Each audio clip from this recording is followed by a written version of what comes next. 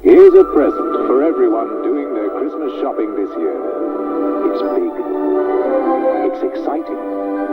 But once you get into it, you won't be disappointed because there's something in it for everyone.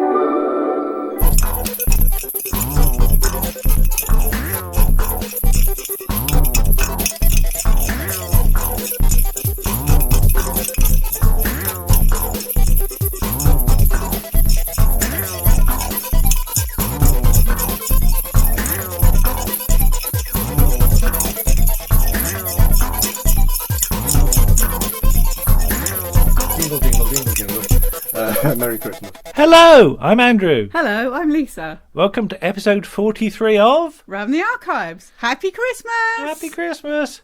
It's our legendary festive double issue, isn't it? Yes, it's a big one. It is a big slab, Yes. isn't it? So we better get on with it. Yeah. It's like a selection box, though, Yes, isn't it? It is. But I said on Twitter, if you've got an evening where you think there's nothing good on telly, just stick us on for however long this turns out to be. We're not quite sure at the moment. Yeah, you don't have to listen to it in one go. No, we advise you don't. But if you want to, then, the option is there. Let's get on with it then. First up, Martin Holmes joins us to talk about Christmas TV in general. And then Warren will join us for a look at The Good Life. Given the time of year it is, I thought I might share with you, as I am prone to do, my thoughts and memories on Christmas television and growing up watching Christmas television as a child in the 1970s. Now, Christmas is traditionally, or at least it used to be, the time of the year when the television companies put out their real big guns. They get their ratings for the year, and there were so many programs that were made back then that when you think about it, the Morecambe and Wise show, Some Mothers Do Have 'Em, Mike Yarwood on the BBC. These were the massive programs. These are the programs that still are up there in the highest ever rated series that there's ever been. And it's kind of bizarre, really. I mean, you kind of think to yourself, why Christmas? And of course, the reason why Christmas is because people sit down together as families and watch television. This is what they do. They gather together. Unless you're in my house. Now, when I was a kid, we used to go. When I was very young, we used to spend Christmas with my grandparents, and my grandparents were not big television fans. They had a television. They just didn't particularly enjoy watching television. They certainly didn't think you should have television on Christmas Day, which is when everybody else was sat watching Top of the Pops, or the Top of the Pops Christmas special was a big thing at school. But with my grandparents, never saw it. I can't even remember, although I think they must have done. They must have switched on the Queen, but at 3:00. But I don't think we actually watched much in the way of television as a family. Now, in later years, we used to go to their house, but we would come home in the evening. And one of my key memories is actually watching the Morecambe and Wise show all together as a family. It must be that year, which was it 77, 78, which was the biggest ever Morecambe and Wise episode ever, because we all sat, and it was hilarious. I remember literally sitting there with my, tears pouring from my eyes, not because I was unhappy, but tears of joy watching this program. And yet that's the only actual television memory I have of watching television with my parents at Christmas. Now, the interesting thing about that time is that for a few years, around about the time I was about 9-10 years old, I used to get sent for the first part of the Christmas holidays to stay with my godparents. Again, all sounds very suspect and dubious, but that's what we did. And I went and stay over in with their sons for a few days, kicked out of the way and what have you. And the thing I most remember about that kind of era is the fact that we watched morning television. And morning television, when I was staying with them, was basically brilliant things like Flash Gordon, and in later years the other Flash Gordon serials. But those 1930s Flash Gordon serials were on at Christmas time. So you would, and the Buck Rogers one, that was the other thing. So where you got Killer Kane in the other series, but you got Flash Gordon's Trip to Mars, and Flash Gordon Conquers the Universe, and the Buck Rogers series, all which had a Larry Buster Crabbe in, and were all astonishing. And we used to get really, really enthusiastic about this. This was kind of like it's a serial thing, and of course you were starting to get really worried about missing one.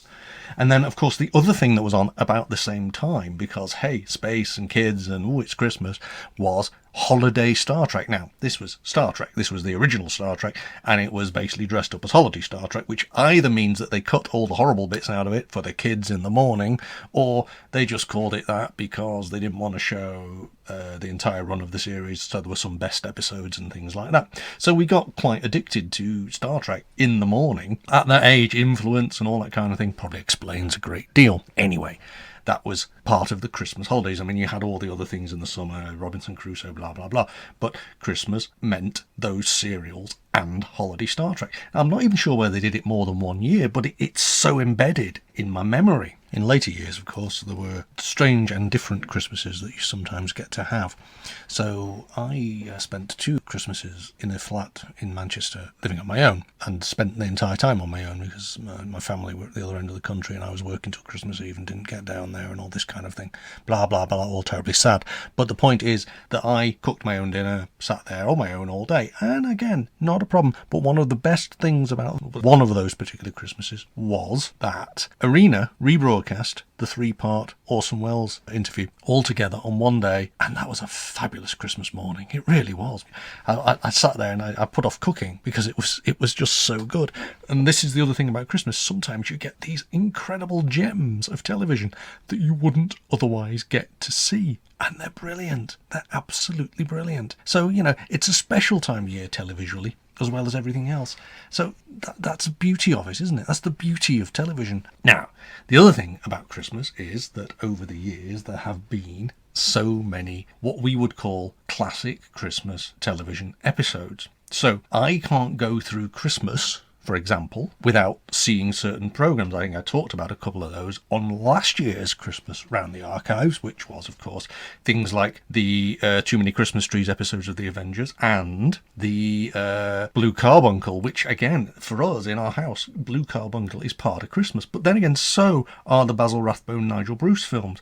They all have that midwinter roaring fire feel about them. And there's something about Christmas television that has to have that kind of feel to it. It's very difficult to explain, really, in the broader sense. I mean, there's something really wrong about watching an episode of an American series in June that's a Christmas episode. It feels wonky, it feels out of whack, but yet somehow those Christmas episodes give you a sense of comfort. I think comfort is the word. I mean, last year, I haven't actually watched it yet, but last year I recorded the Good Life Christmas special, the Christmas in a Van, paper hats made out of the Daily Telegraph episode with Margot and all that, and it's brilliant, and it's part of Christmas, and yet at other times of the year it just doesn't feel quite like it gels properly. But so that's one. There are so many classic Christmas episodes of so many series, and they are slightly out of whack. One of the best television Christmas episodes I ever saw was on The West Wing. And again, it's like everything suddenly has to stop because, oh, look, it's Christmas. And this happens in a lot of series. Suddenly everything gets sort of put aside and, oh, no, but it's Christmas now. And suddenly all our characters are acting in peculiar ways and getting quite schmaltzy. And even the most unpleasant characters suddenly start acting like they are the least Scrooge-like person in the world. I mean, some people get very sentimental about Christmas in drama, and it's all got to be about family. I mean, you kind of think that now they start showing Christmas films in the middle of November, early November now, on some of the more obscure channels. And somehow that saccharine, that sense of, that family whamily thing just doesn't quite gel at different times of the year. It feels wonky, and yet suddenly we all throw it all out with the thing, and here we are, it's Christmas, aren't we all great? Isn't it all lovely? And yeah, it probably is. I think we need some of that in the world, don't you? I think we actually need some kind of sense of decency, some kind of sense of this is the world as we would prefer it to be, with people being nice to each other and people being kind and people actually caring enough to make the effort for those people who most of the rest of the year they might cross the street and avoid. And, you know, it's a great thing to have those things. I mean, sometimes the plots of these Christmas movies are diabolical, but I can still shed a manly tear over certain films. And, you know, let's face it, every year still I try and see at least one version. My personal favourite is the Patrick Stewart version of A Christmas Carol, which still moves me in incredibly strange ways. But in the end, of course, we've got series like Doctor Who. I mean, was it 10, 11 years on the trot? Was part of Christmas, for certainly in some families. Now I kept missing Doctor Who at Christmas because the way my Christmas was set up was that I had to do a lot of driving. I had to deliver people to different houses. I had lunch with my mother, who I had to pick up. And then my partner had sort of lunch with her family, and so on and so forth. And basically, the time that I was always driving home was more or less the time they tended to put the Christmas special on, which is, you know, annoying for you as a Doctor Who fan, mostly because in the world of online media, you don't really want to know what happens, even if the actual stories on the Doctor Who's were never really that challenging. None of them were ever a Sea Devils, were they? None of them were ever a Demons. They were all a quite nice tale that gets resolved in an hour, and everybody sort of gets to get a bit of snow and a Christmas pudding at the end, and now isn't the world wonderful again? And that's fine. That's fine. That's really the whole point of a Christmas episode. It has to be a capsule out of life, which of course, that's kind of what Christmas is as well, isn't it? It's a bubble in your life that basically says, this is a nice time. The rest of the year can be utterly awful, but for a day, let's all try and be nice. And that might mean that if even in the most cynical, unpleasant, broadly alarming bits of telly, you know, some of the series can be, that's what we do. And, you know, there's nothing wrong with that, is there? Enjoy your telly. That's what I try to do.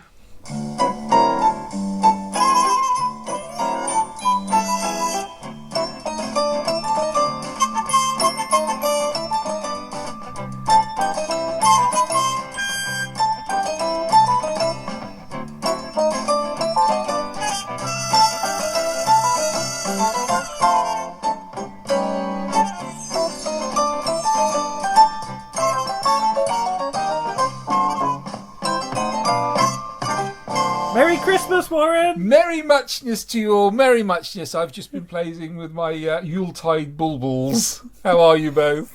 Merry Christmas, Warren. Merry Christmas, Lisa. Do you like our Christmas tree, Warren? I like your hemorrhoid tree. It's beautiful. It has many balls. It does indeed. The Good Life, 26th of December, 1977. Mm-hmm. Silly, but it's fun.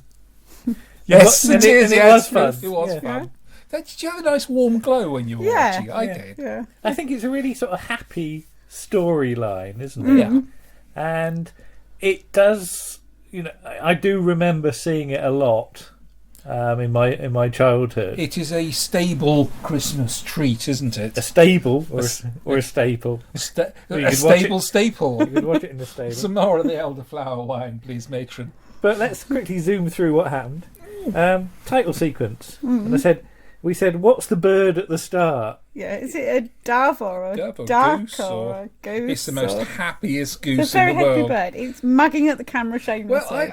I was debating that, wasn't it? I said, do you think how many takes they took of it? Don't look at the camera. Oh, it's looking at the camera. We'll just leave it in. And how many eggs does it lay as well? It's either been frightened or it's egg bound. But Barbara's at home making out cut-out decorations from newspaper, isn't she? She's trying to make robins. Because this is the 70s when everybody had hanging decorations and paper chains, which people don't tend to do these days. Yeah. Do you remember making them at school? I don't remember making them, but I do remember my dad. My dad in the 70s and 80s would decorate every inch of the ceiling with decorations, and it would take him ages, and it was referred to as Santa's Grotto. Wow. Do you remember like the spinning top ones that you used to undo? Yes, but I have to fluff them out. Yes. Yeah, we had those. Yeah. So, yeah, it's a very sort of 70s, 80s type thing, isn't it? But Tom has nicked some holly from the golf course. Yeah. Now, Warren, you're a country sort, aren't you? Or, If you'll pardon the expression. so they say. Did you ever go out hacking down a bit of holly or mistletoe from the bush? Used to go cutting down the mistletoe. All right, where'd you find that around your way? Just outside Cranbourne, on there's Dead Man's Hill. Yeah. And the trees up in the top of Dead Man's Hill, called Dead Man's Hill because they used to hang the highwaymen there. Yeah. You get a lot of highwaymen. Get a lot of highwaymen up there. Used to go up. That's when I first discovered I did like heights. All right. What, you went up and couldn't come down Yes, just that. Yeah, I used to sit out there for ages. Okay. Did you ever go hacking for foliage, Lisa? No, there wasn't many holly trees around where I lived. You just went to a neighbour's and nicked some. No, Nicked it off the door. Actually, I don't think we ever had holly or mistletoe. All right. But if we did, it was probably bought from the greengrocers. It was a treat to have holly and mistletoe. We were lucky because it was growing naturally, but it was still a treat to have. But did you have a real Christmas tree? Yes. Yeah. How about you, Lisa? We had a real Christmas tree some years, and some years we had an artificial one. We had an artificial one when I was younger, and a couple of years we had a real one. But the problem with real ones is when you've got cats, the needles go everywhere. Cats and dogs. Yeah. So. Did you get one with the estate? Yes. Yes, yeah, I got one from the estate as well. Yes, we got given a Christmas tree. And by about Boxing Day, it shed all its needles everywhere. That was the real sign that Christmas was over then, when you had to get rid of your tree. Yeah. We just had a big bonfire in the garden. That's it, yeah. And it used to crackle away. Yeah. And you were forever going barefoot in the sitting room and taking needles out the bottom of your feet. Well, I always think, when it's nearly Christmas, because the Christmas ads stop and the holiday ads start. Oh, yes. Come to your whole season's holiday and all that, yeah. But they've got a homemade Yule log and robin, haven't they? It was a massive robin. Which later seems to make an appearance in one of the 1980s BBC Christmas idents. Yes. Because there's that infamous one of the robin rotating round, isn't there? But Margot's got a crisis next door, hasn't she? She comes round because she's got a problem with the tradesman.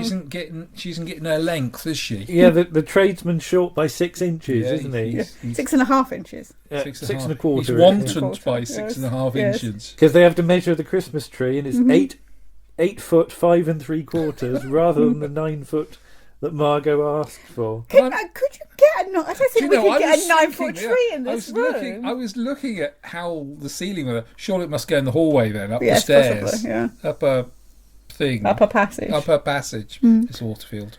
But Margot is intent that she'll have the entire order correct or nothing at all. And that sets herself up for a fall, doesn't she? Do you think instead of an angel on the top of the tree, it would be her face on the angel on our Christmas decorations? Because we've got Matt Smith on our tree. We have got Matt Smith and a TARDIS. Yeah. And he's playing with. I like the fact he's pulling at his bow tie. He's straightening his bow tie. Yeah.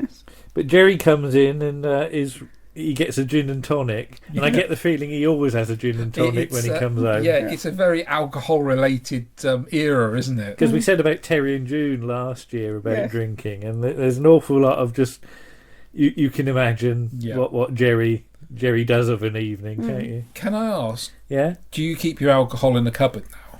Whereas in the 70s you had a tray, didn't you? Oh, right. Or a little drinks cabinet, or perhaps a little top with your drinks in the glasses. They always used to be on show in the sitting room. No, we don't have a booze cupboard. No, it's on top of the fridge. It's all out on display. Yeah. Such as we've got a cupboard for tea. But not for booze. Not for booze. That's because it's readily drunk faster than the teas. But Probably, Jerry's not really looking forward to Christmas because there's too much socialising. Yeah. And it's interesting because Jerry isn't the social animal. He perceives his role as being dragged round. And Margot makes him Margot. go to these things. I think that's and what, she's what the it great. is. She's a great socialiser, isn't she? But did you have a round of people you'd go to at Christmas regularly? I remember we'd go down me gran's and we go down me godmother's.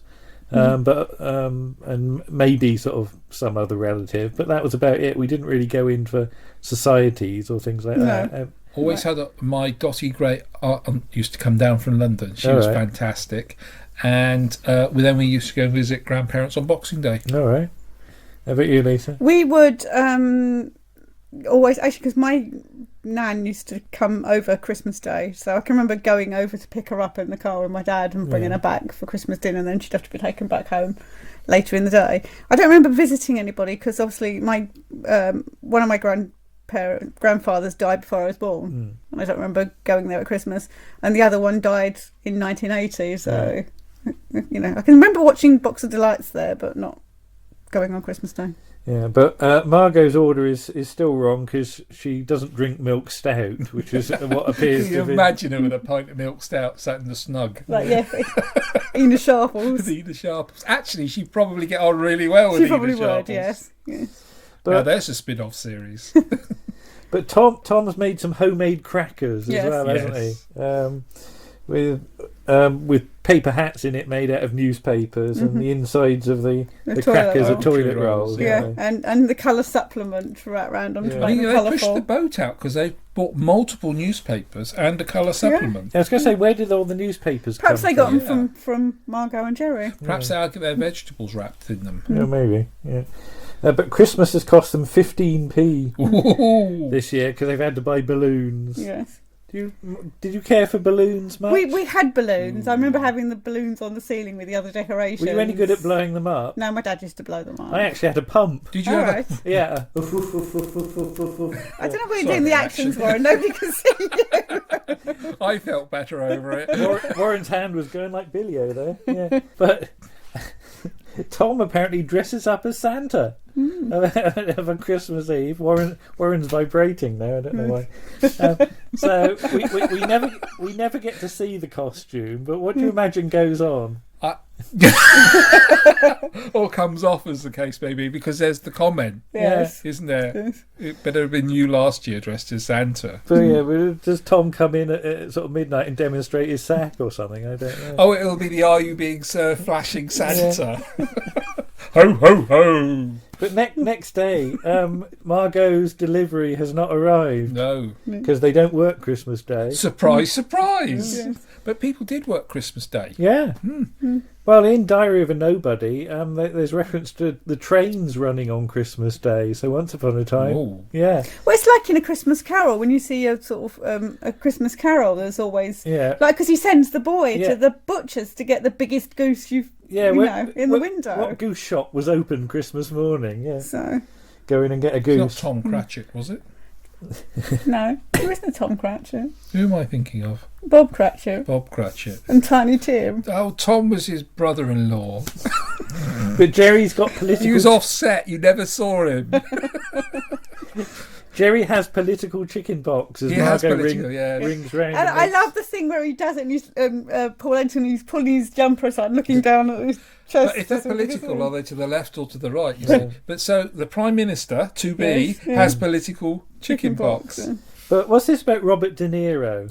Oh, Warren. yes, this is one of Robert De Niro's most favourite comedy shows. Okay, it's a bit weird, isn't it? Leading to Leading to the fact that when they were talking about the part, when he played Frankenstein's monster, they were trying to find somebody to cast as the blind man. yeah. And he went, "There's only one man that can do this. I will do it if you employ Richard Briers to do this part." And everyone sort of looked at him and said, "What? This guy Richard Briers, really good in comedy. He's a Royal Shakespeare actor. Oh, does that make him good?" Because Robert De Niro. And they were firm friends until he passed away. All right. He was a great fan and never knew. And when he came on set, he greeted him like a long lost friend. Richard Briers never worked with Robert De Niro, knew who he was, but never. He just greeted him like a family. And he says, "I love you" in that comedy show, The Good Life. But Tom and Barbara come round, carol singing, sort of, and we Is that what? Did you go carol? Sorry, did you both go carol No. singing? no, never. No. Why No? did you? I did it once, and I did exactly what they did. Well, something. You do the first few lines, and then you just dry, and then you find that everybody's doing it. Which is why nobody knows Yeah. the words. Yeah. But yeah, nice close up of the real BBC fire. Yes, with jabber lights. Yeah. mention of Mrs. Dooms Patterson, who I always wonder what she looks like. Do you think that could be a descendant of Mrs. Fox? Because she's quite a rotund lady by the sounds of it. I like the reference to Margot and Jerry's friends had a conjurer once. You can really tell the circles that they sort of operate in. Can't you? Ali Bongo pops round for Christmas. Because didn't we, when we were looking at staying on the Isle of Wight once, there was a hotel. Oh, God, they had table magic. And we went, no, not going to that hotel. It was the description of table magic from The Magician. Yeah, to surprise and delight you. Yeah, always fascinating, never embarrassing. Making you wonder what the conjurer had got out one week, you know. Oh, when I lived on the Isle of Wight, one of our PCSOs was a conjurer, and he used to go round doing hotels. So that's So the island's leading mentalist. Yes, that'd be him. Yes. Indeed. But they have a go with the crackers, and everybody shouts bang apart from Margot. Who shouts crack? Crack. So we get Margot's crack demonstrated. Yeah, but she's confused because she's got the inside of a toilet roll. And then this is like the real, I think, the memorable scene, isn't it? Because she refuses to wear the hat because it's the Daily Mirror, and she's got to have the Telegraph. And then the joke about the ooh-ah bird. Not understanding that at all. Which of course lays square eggs. And the sad thing about Margot is the fact she lives in this synthetic world, doesn't she? She needs to keep up with the Joneses, or she's nobody. Well, yes, she has quite a hollow opinion of herself, doesn't she? That is actually the sort of if there is a moral to this story, it's about sort of friendship and what things really matter. So yes. Turns page. Get that one quiet. No ad-libbing here. But Margot is confused that the games they're suggesting are childish. Yeah. And makes you wonder what her Christmases were like when she was a child. Yeah. But she said they should do something that adults do. Jerry's dirty laugh. Jerry snickers, doesn't it? She looked Jerry. And she's not keen on squeezing together in cupboards playing sardines. Did you ever play sardines? No. It's one of those things that always gets referred to in stories. The first thing and I've never played it. I think it's quite a middle class game, don't you? The first time I'd ever heard it referred to was in Dr. McDemus Die, when they say, ooh, goody, sardines. Is there an episode of Inside Number 9 that's yes, about there's sardines? an episode, yes. They all end up in the same cupboard. And it's an episode. Sounds a bit racy. Can be a bit racy. No, it's quite dark. It's isn't quite it? dark. Really? Yeah, I can't go into what happens because it's a spoiler for anybody who's not seen it. But I'll tell you after. Okay. But Margot doesn't know how to join in, basically, and she's given a talking to in the kitchen by Tom. I just love the way he grapples with her. It's like, she's petrified. She doesn't know what's coming next. No. But when she lets her hair down, as it were, she really does. She really enjoys herself. Playing the balloon game. Or I like the cheating with sticking it to Felicity Kendall's head.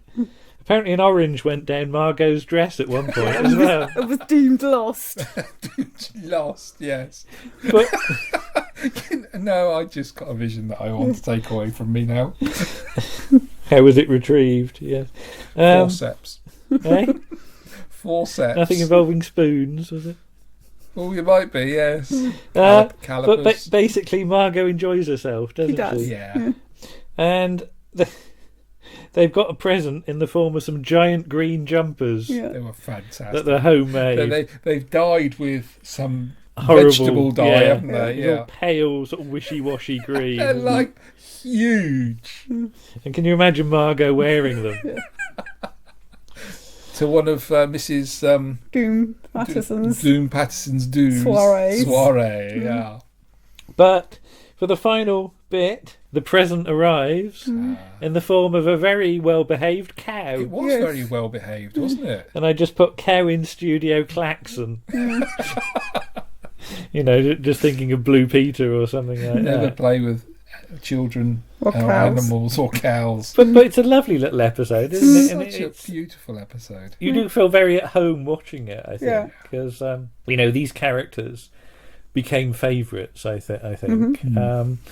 You know, there's a thing that perhaps from sort of my point of view, they weren't that identifiable because they lived, in sort of suburban area. But it's nice to see Margot having fun. I think that's the thing, isn't it? It's watchable for every member of the family, isn't it? Yeah. From children to families who are probably a bit sloshed at this point. They should be. They sort of live in the kind of area I lived in, but a bit more upmarket.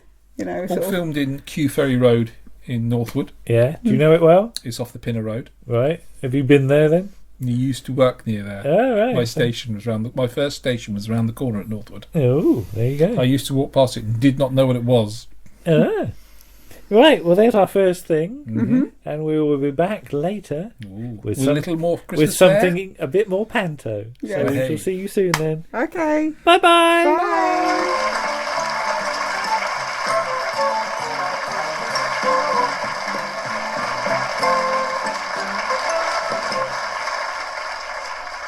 Many thanks to Martin, Yes, thank you, Martin, and Warren as well. both of whom will be back later. Yes, they will. Now, Simon and Ken from the ExtonMoss Experiment take us back further in time than we've ever been before as they look at Flash Gordon. The ExtonMoss Experiment. Adventures in Wine and Space with Simon Exton and Ken Moss.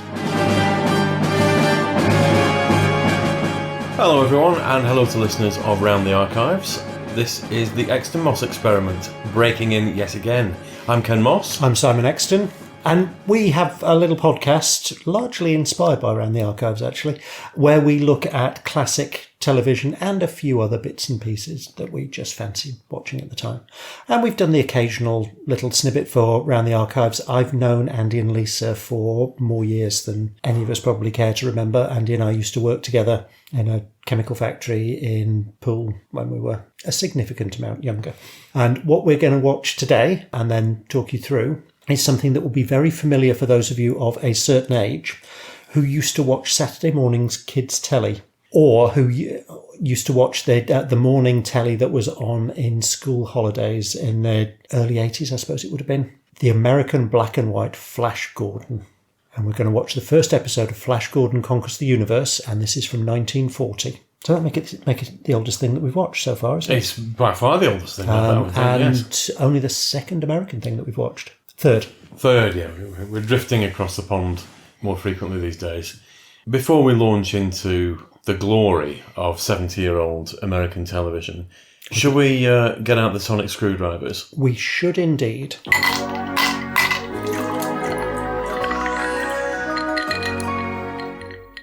What have we got for tonight? Well, today's tonic screwdriver is Papillon Gin, which has 17 different botanicals for a complex full flavour, including Dartmoor botanicals. So it has, among other things, gorse flowers, hawthorn, rowan berries, and Devon violets.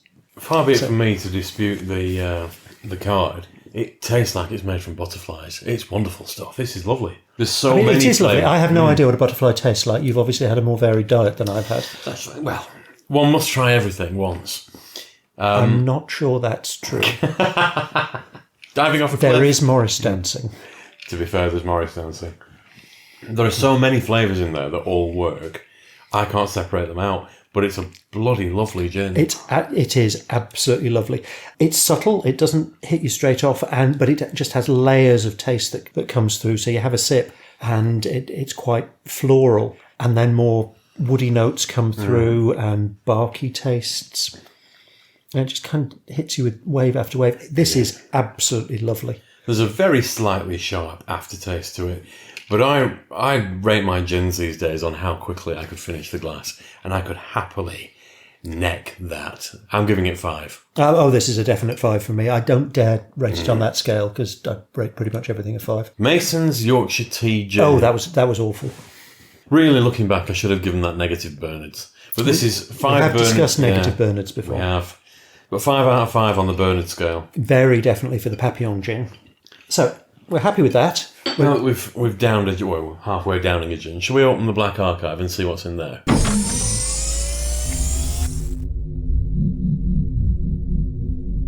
This is our next regular segment, and It's where we look at things that don't exist anymore, but we would like to.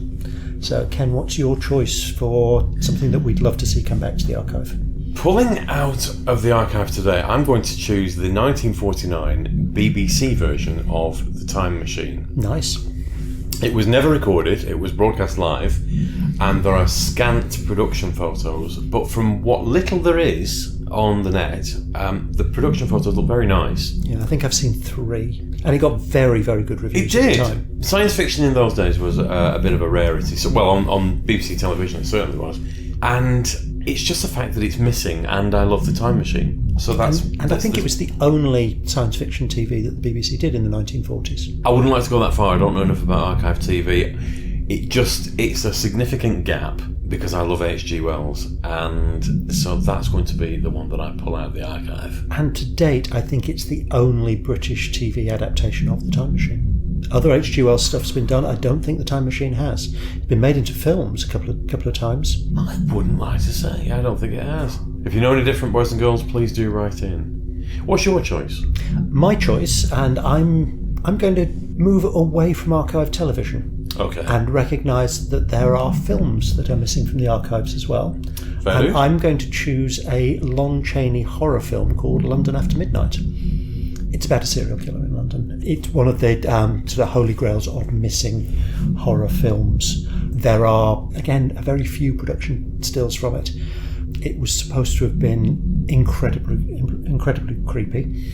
And with missing films, because they were globally distributed for use in cinema, there's actually a bit of a higher chance of things coming back. There was the full version of Metropolis from the 1920s and added about an extra 40 minutes or something. It was a huge chunk that was dropped out. I mean, it's a giant chunk of a film. For that era, it's 2 hours of film or something. Yeah. Have we actually got the full version of Metropolis now? I think so. I think it was found somewhere, Brazil, Argentina, 10 or 15 years ago. Because there was an original version which was much longer, wasn't it? Is that? That's the one which that's found. the one. And what was the other one? From slightly earlier, Nosferatu. That was another one that was cut to pieces and found in bits everywhere, and then a full version of that turned, or more or less a full version, didn't it? I think so. I'm not sure that one's 100% complete, but I think the version of Metropolis that turned up is complete. Those are our choices for the Black Archive, so we will crack on with Flash Gordon and let you know what we think. Chapter 1 of Flash Gordon Conquers the Universe! With Larry Buster Crabbe.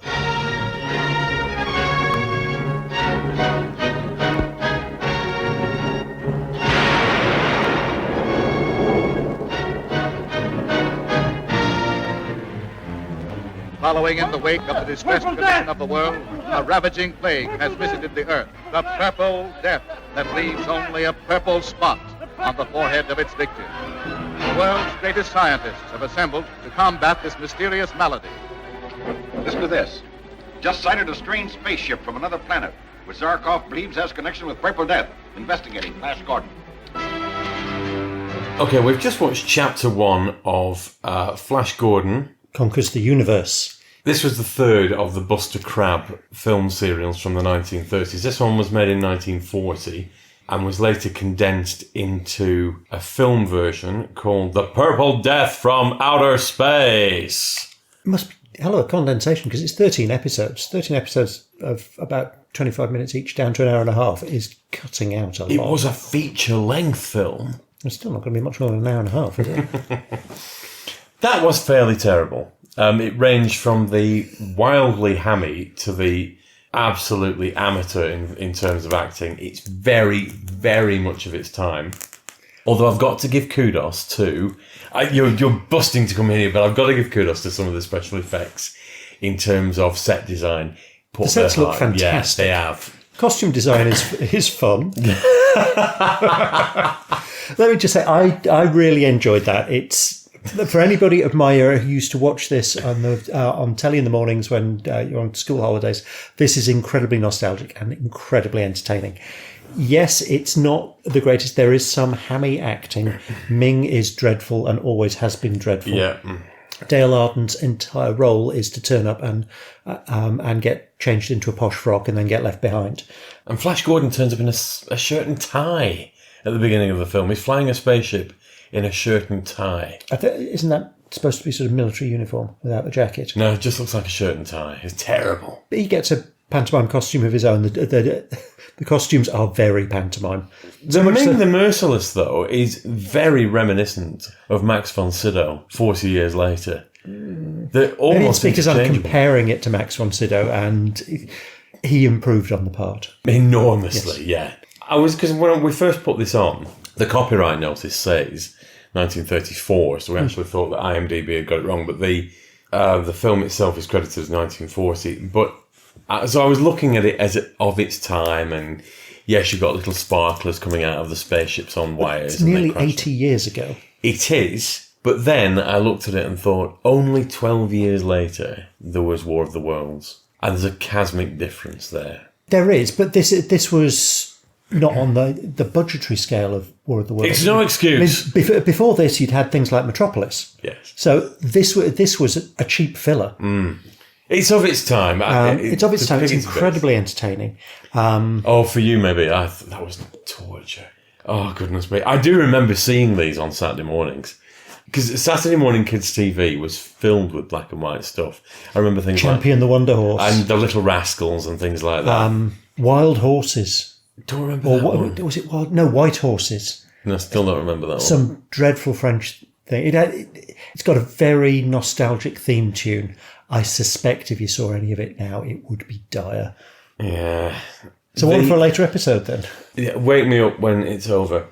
In terms of, it's just a real shame. I think the part of the problem is, as you've said, it's an 80-year-old film print. It's not been archived terribly well. There's not a lot of commercial value in it, so it's just been stored in a cupboard somewhere. Looking at it, it could probably be cleaned up quite a long way, but there's absolutely no commercial value in doing it, so why would they? The sound's quite indistinct in a lot of places. And does vary a lot in level. Yeah. So from a technical point of view, that doesn't do it any favours. Sets look great. They do, yeah. The rocket ships are actually pretty good. I mean, I can't actually look at those rocket ships and not see the rocket ship from Flash Gordon. I wonder where they got their influence from for the Flash Gordon 1980 movie. A little from column A, a little from column B. I think it might have been. Although I don't remember the Penosaurus turning up. Oh, and don't forget the pit room. A room that's just got a big pit in it. Yeah, which Flash Gordon falls into at the end of the episode we watched, big dramatic cliffhanger. We watched the start of episode 2, and he grabs onto a convenient sort of hook hanging out of the wall that nobody else has managed to grab onto when they've been knocked down into the pit. Considering that they fell about 200 yards in the end of chapter 1, I think if he had grabbed onto a hook after that, it would have torn his arm out of the socket. Yeah, but if you look at the way they had those little models falling down the pit in chapter 2, it was only the bloke who fell in with him that went down. So there was always an accusation that the cliffhangers of Flash Gordon and King of the Rocket Men and Buck Rogers and all of those sort of... Were they gratuitously re-edited? Yes. Well, no, refilmed.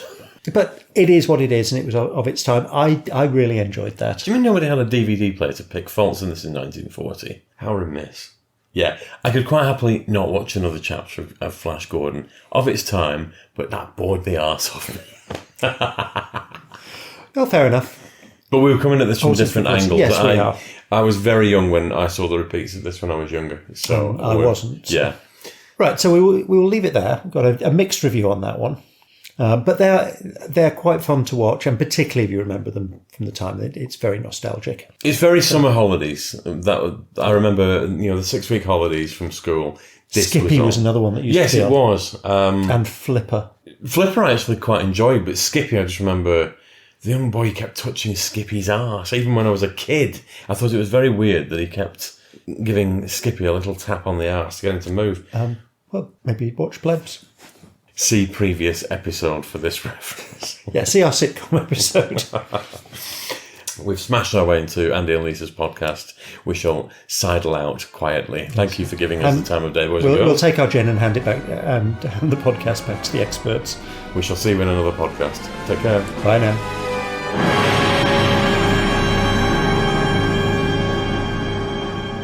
Thank you very much to Simon and Ken. Yes, thank you, boys. Another excellent article. And I'm sure they'll be back in the new year I'm at some sure point. they will, yes. Now, let's travel to 1969, where Nick and Paul will talk about The Avengers.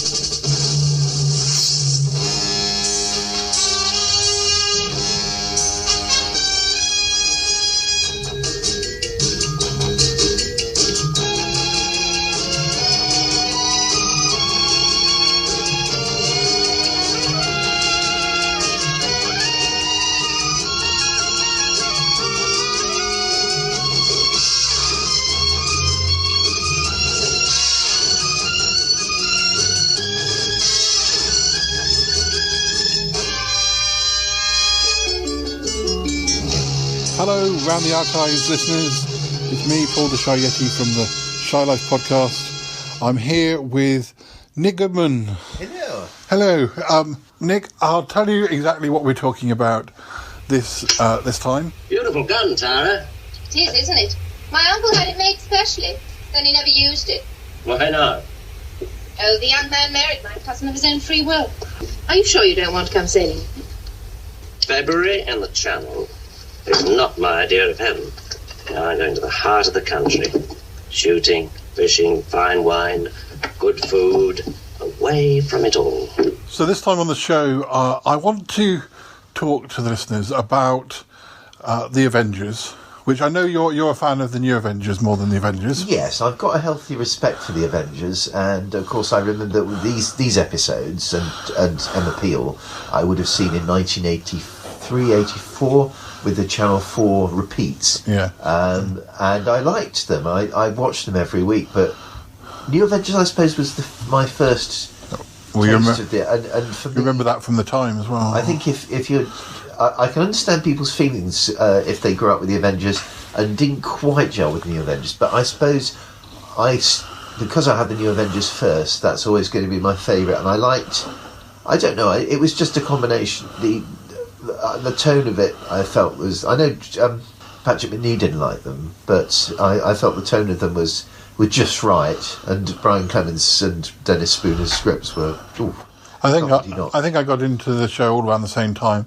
My only preference for the Emma Peel and Tara King episodes is that I was very keen on the 60s and the whole look of the 60s, particularly when I saw it in the 80s. Yeah. And I like both, but I don't have any particular favouritism because I don't remember either from the time that they were new. Also, the other thing that blew me away about the New Avengers was that was idiosyncratic to the Avengers anyway, was the spy thing. I've always loved spy things, but also the humour, particularly with the three leads. I mean, we were talking about this last night, weren't we? You don't, although there's humour between the three leads in the Professionals, it's not as whimsical and surreal as it is with... Well, I like the humour in the New Avengers, but I also like the humour in the Avengers, and I think I might have said to you that I would quite happily sit and watch all of the tag sequences at the end of the particularly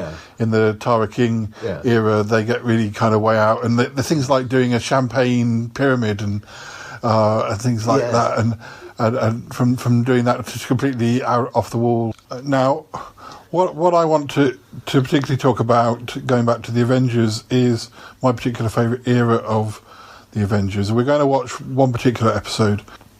Don't get me wrong, Emma Peel is great, and Dana Rigg is great as Emma Peel, but I've also thought...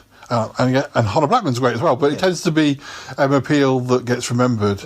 And it also tends to be Tara King who gets bad press and is somehow blamed for the show going downhill, as if she wrote the scripts as well as and I've always preferred Tara King to Emma Peel because there's something. I mean, as I say, this episode we're about to watch. I mean, I saw all of the Channel 4 repeats, but that was sort of 35 years ago. But I haven't seen a Tara King episode for a long time, and also but I can remember enjoying the Tara King episodes very much, and also I think her character was a little bit more accessible. She's more vulnerable. She's more vulnerable, which I liked, and also maybe even more vulnerable than Purdy. But also the 68, 69, the fashions are great. Her flat it looks amazing. Yeah. She has a fireman's pole in her flat, and well, we won't ask about that. You know, what she does in her spare time is up to her. But and the fact that she's starting a fight with using a handbag as part of the she's a lot more. Yes. Also, you have to wonder, because there was a lot of not innuendo, all done in the best possible taste, as Kenny Everett would say. But with Mrs. Peel, you often wondered, sort of. Well, what about Mr. Peel? Well, Mr. Peel does appear in her last episode, and he looks identical to John Steed. And that is one of the rare things. They do actually have a crossover. I know the actual recording is a little bit confusing as to. Yes. I think they'd already started. I'd actually be interested to see that at some point. Yeah, it's the Forget Me Not. It's quite a good episode. I think I must have seen it on the repeats, but I don't. The other thing, my first introduction to the Avengers was. In 1978, they put out a new Avengers magazine, just a one-off, and they had loads and loads of pictures from the original. And of course, I learned so much about the original Avengers that I didn't know before. So I probably wasn't aware of the other girls and the old episodes, and it was fascinating. And they had I'm pretty certain it had a picture from. I think Linda Thorson had even started recording as Tara, because there was her early episodes were quite sort of complicated by changes in production team, and scripts were scrapped, and I have a feeling that Diana Rigg even came back after she'd left to do the crossover scene, or certainly it's quite a complicated. It wasn't necessarily filmed in order and everything. There's a scene on the stairs where Tara's coming into the building, and I'm so glad they did that. Yeah. I love little continuity pieces like that. It makes the whole thing a bit more real. And Emma shows Tara the way he likes his teeth, which direction he likes his teeth stirred, and that sort of thing. Yeah, I must have seen that clip at some point, but no, it's a lovely idea. I wish there'd been a crossover for. I suppose it's because of we're treated with Doctor because there's an ongoing narrative, whereas. You do see pictures in New Avengers of his previous assistants, or whatever you want to refer to. Because there's black and white photographs of Honor Blackman and the three, and there's a comedy scene where he's preparing a drink for his girlfriend, and his girlfriend's commenting on this, and he's thinking he's talking about horses. She was a feisty. I had to take a whip to her. I had to have her put down. It's just lovely. It's just a lovely comical scene. But I believe that when they consider bringing the Avengers back, that in the very early plans for the new Avengers, they were almost thinking of maybe continuing with Steed and Tara, because I believe that Patrick Whitney and Linda Thorson were still promoting the show long after into the early 70s. Yeah, into the early 70s. That's what got the backing. Yeah. I think it was the French that backed the New Avengers. And they did apparently they did a champagne commercial in Paris, where they did it as Steed and Tara, and that was 1975. That was long after the show finished.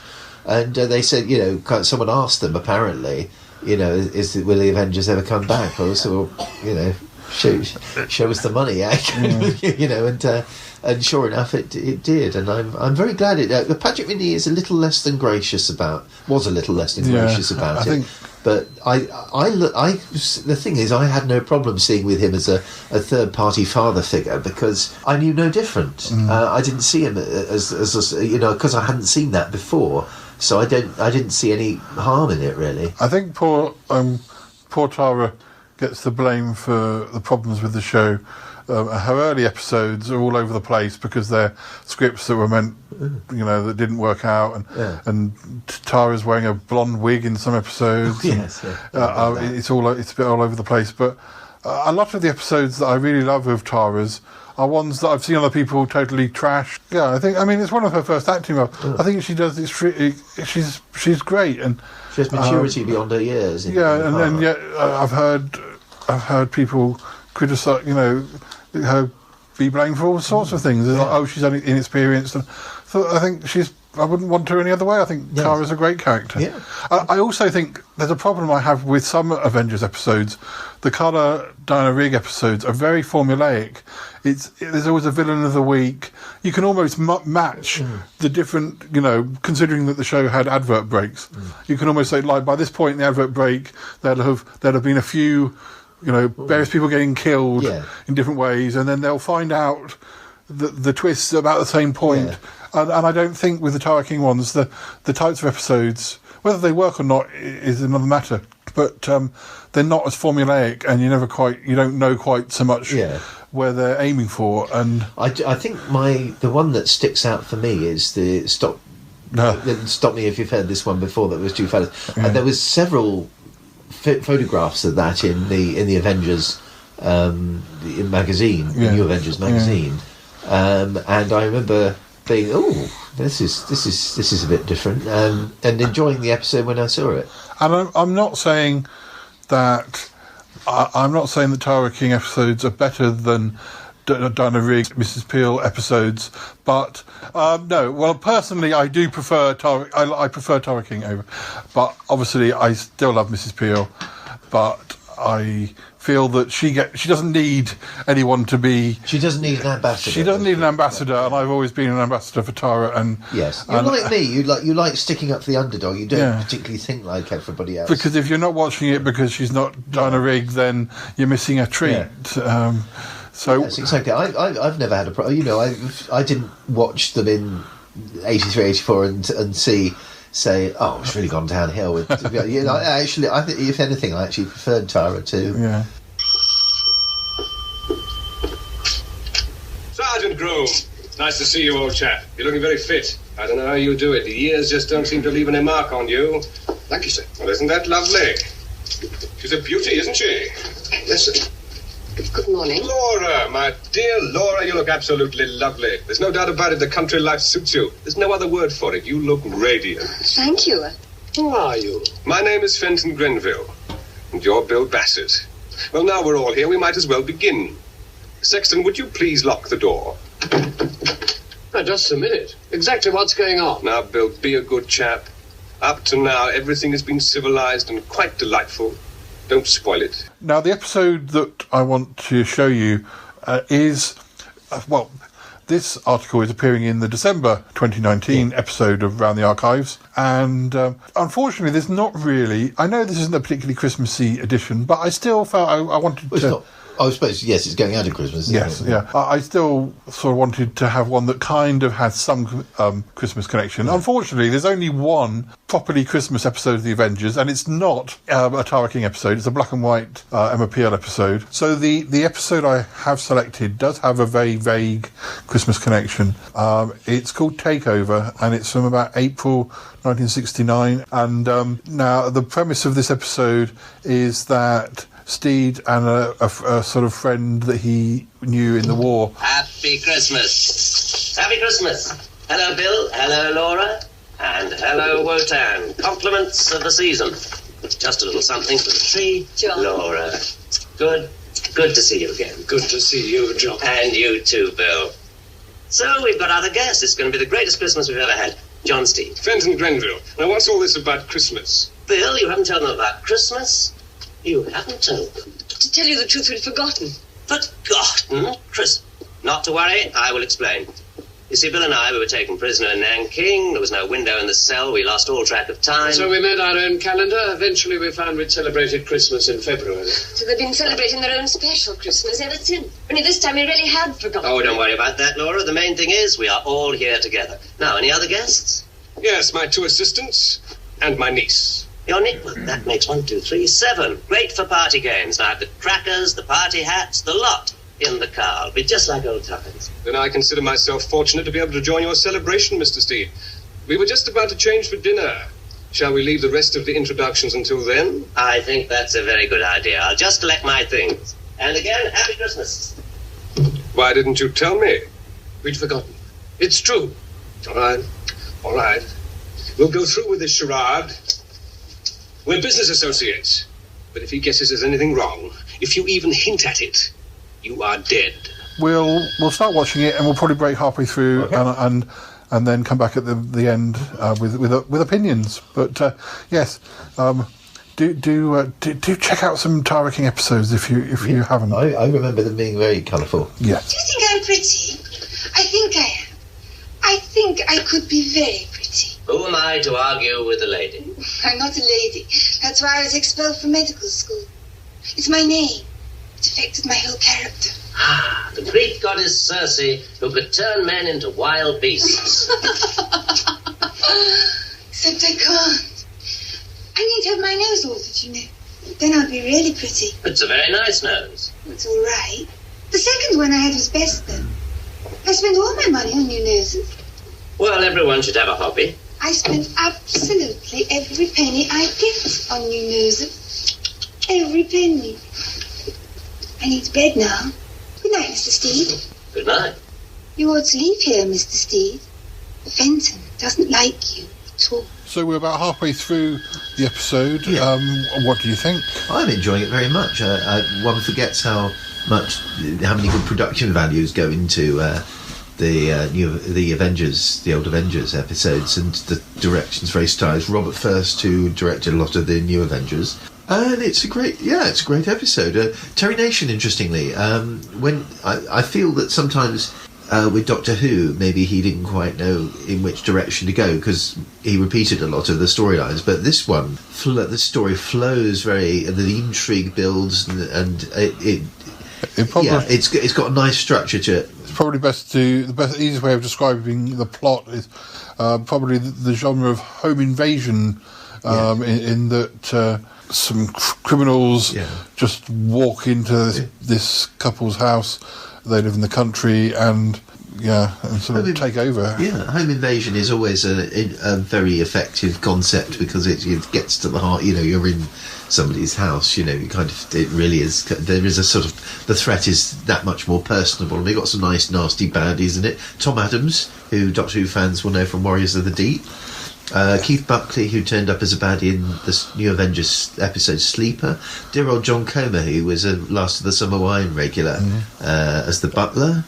It's all very suave, though. Yes. Very, and one of the henchmen, I can't remember his name, but he was the boss man in the Sweeney. But yes, it's very, very stylish. And considering that I was talking so much about Tara, she's not in it that much this episode, but that's for a reason, because Steed stumbles on the situation, visiting the owner of the house who's being held hostage, and I think we've already seen Tara. We've seen Tara and Steed at the beginning of the episode. The fact that she looks good even in a sou'wester is pretty. Yeah. I think she's undoubtedly one of the prettiest of or if not the prettiest of the Avengers girls. We're about halfway through. It's coming to a sort of situation where Steed knows that something's going on, but he's trying to find out more. Although there's this polite sort of sheen of everyone's getting on at the party, and but that's beginning to unravel, and they're off shooting, and it may not end well. But we'll see what happens next. Yeah. Well, perhaps we'll meet again. I hope so. Goodbye. Bye. It was careless of me to leave Steed's umbrella and hat, but it was even more careless of you to betray that you'd seen them. Very careless indeed, Miss King. Well, we finished. What do you think? Take over. I enjoyed it very much. I'd forgotten how enjoyable the Avengers were. You know, the later Avengers were. Lots of familiar faces. There's the cranky-faced guy who was Steed's old friend. One of those actors that you think, oh yes, it's him. But you can't quite place his name. Very enjoyable. I think if I had one criticism, the end was a bit rushed. They said expedition. Yeah, I mean, it could have been. It's a rare case where it could easily have made a 90-minute movie. It was very movie-like. It was, and they gave it the benefit of giving it a nice long time to sort of unfold, and then they had to rush it a little bit. The other thing is it was almost like an episode of Thriller, which was later on with Brian Clemens. And a Thriller episode would have got that hour and 20 minutes or whatever. Absolutely. But no, I enjoyed it very much. Some good guesting, good bad baddies, and nice to see Tara in action. She certainly knew her stuff. Yeah, she doesn't get to be in every scene by any means, but she gets to play an important part. And there was a very daft scene at the end where they're playing invisible golf, and then they still manage to smash a window, and which is what I could quite happily watch, those sorts of sillinesses all day. And the other thing, I also not only do I love this era of the show for some of the characters, we didn't have Mother in this episode, who is in a lot of the Targeting episodes. I like that character. So do I, actually. I remember seeing a picture of him in this aforementioned New Avengers magazine, and wondering, oh, that's a bit strange. And of course, he was the wonderful Patrick Newell, who was a great whimsical character. Of course, he was. I'm so used to seeing him as Mother that when I've seen him slightly thinner and walking, I'm like, oh, but I thought he was in a wheelchair. Was he in Android Invasion? Yes, he was. Yeah, and he's the Colonel there. Yeah, and he's slimmer and not in a wheelchair. Command invaded by aliens. He's slimmer and not in a wheelchair. Duplicates of me, infernal cheek. How dare they?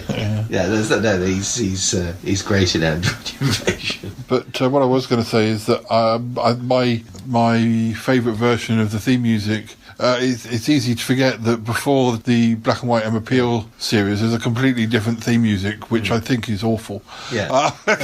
Or certainly, no, I don't like it. I can't stand it. I love the famous Avengers theme. I think it's good. For me, perhaps a little bit kind of too romantic. I like the New Avengers, the way the title sequence builds that, really put a bit of a punch. But it works. This music works better with those episodes, though, because they've got a little bit more, And also, there's a slight more flamboyant version of the theme than there was from the Emma Peel theme. There's a few more trumpets, and I do like the title sequence when they're running around, very well done, and very sort of stylized and very 60s. Yeah. But well, thank you very much for speaking to me and to the Round the Archives listeners, and I'm sure we'll be back in 2020, either together or separately, for more TV talk. Okie dokie.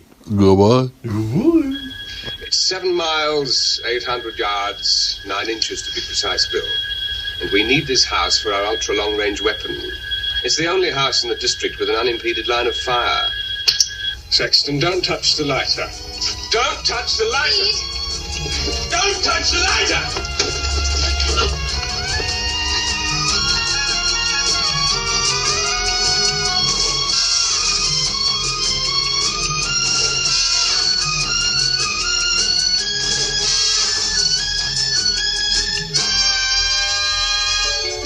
How did you enjoy your stay in the country? I should have stayed in town. That's the trouble with the country. Nothing ever happens.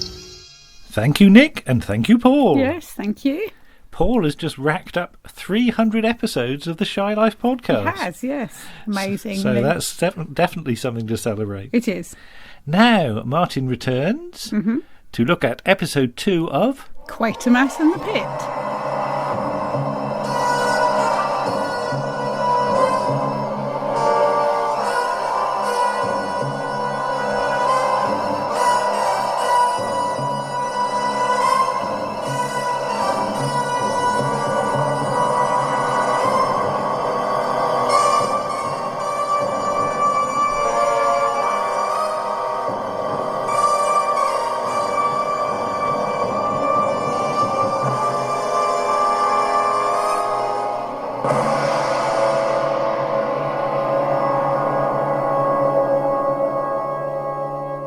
As my recent article about episode 1 of the BBC version of Quatermass and the Pit was so relatively well received by our dear listener, I decided that it might be nice for me to take a rather unprecedented step out of my usual Around the Archives comfort zone and move beyond the confines of Episode 1 and venture into the uncharted realms of Episode 2, and perhaps some other time even the rest of the remaining 5 instalments of this 6-part serial.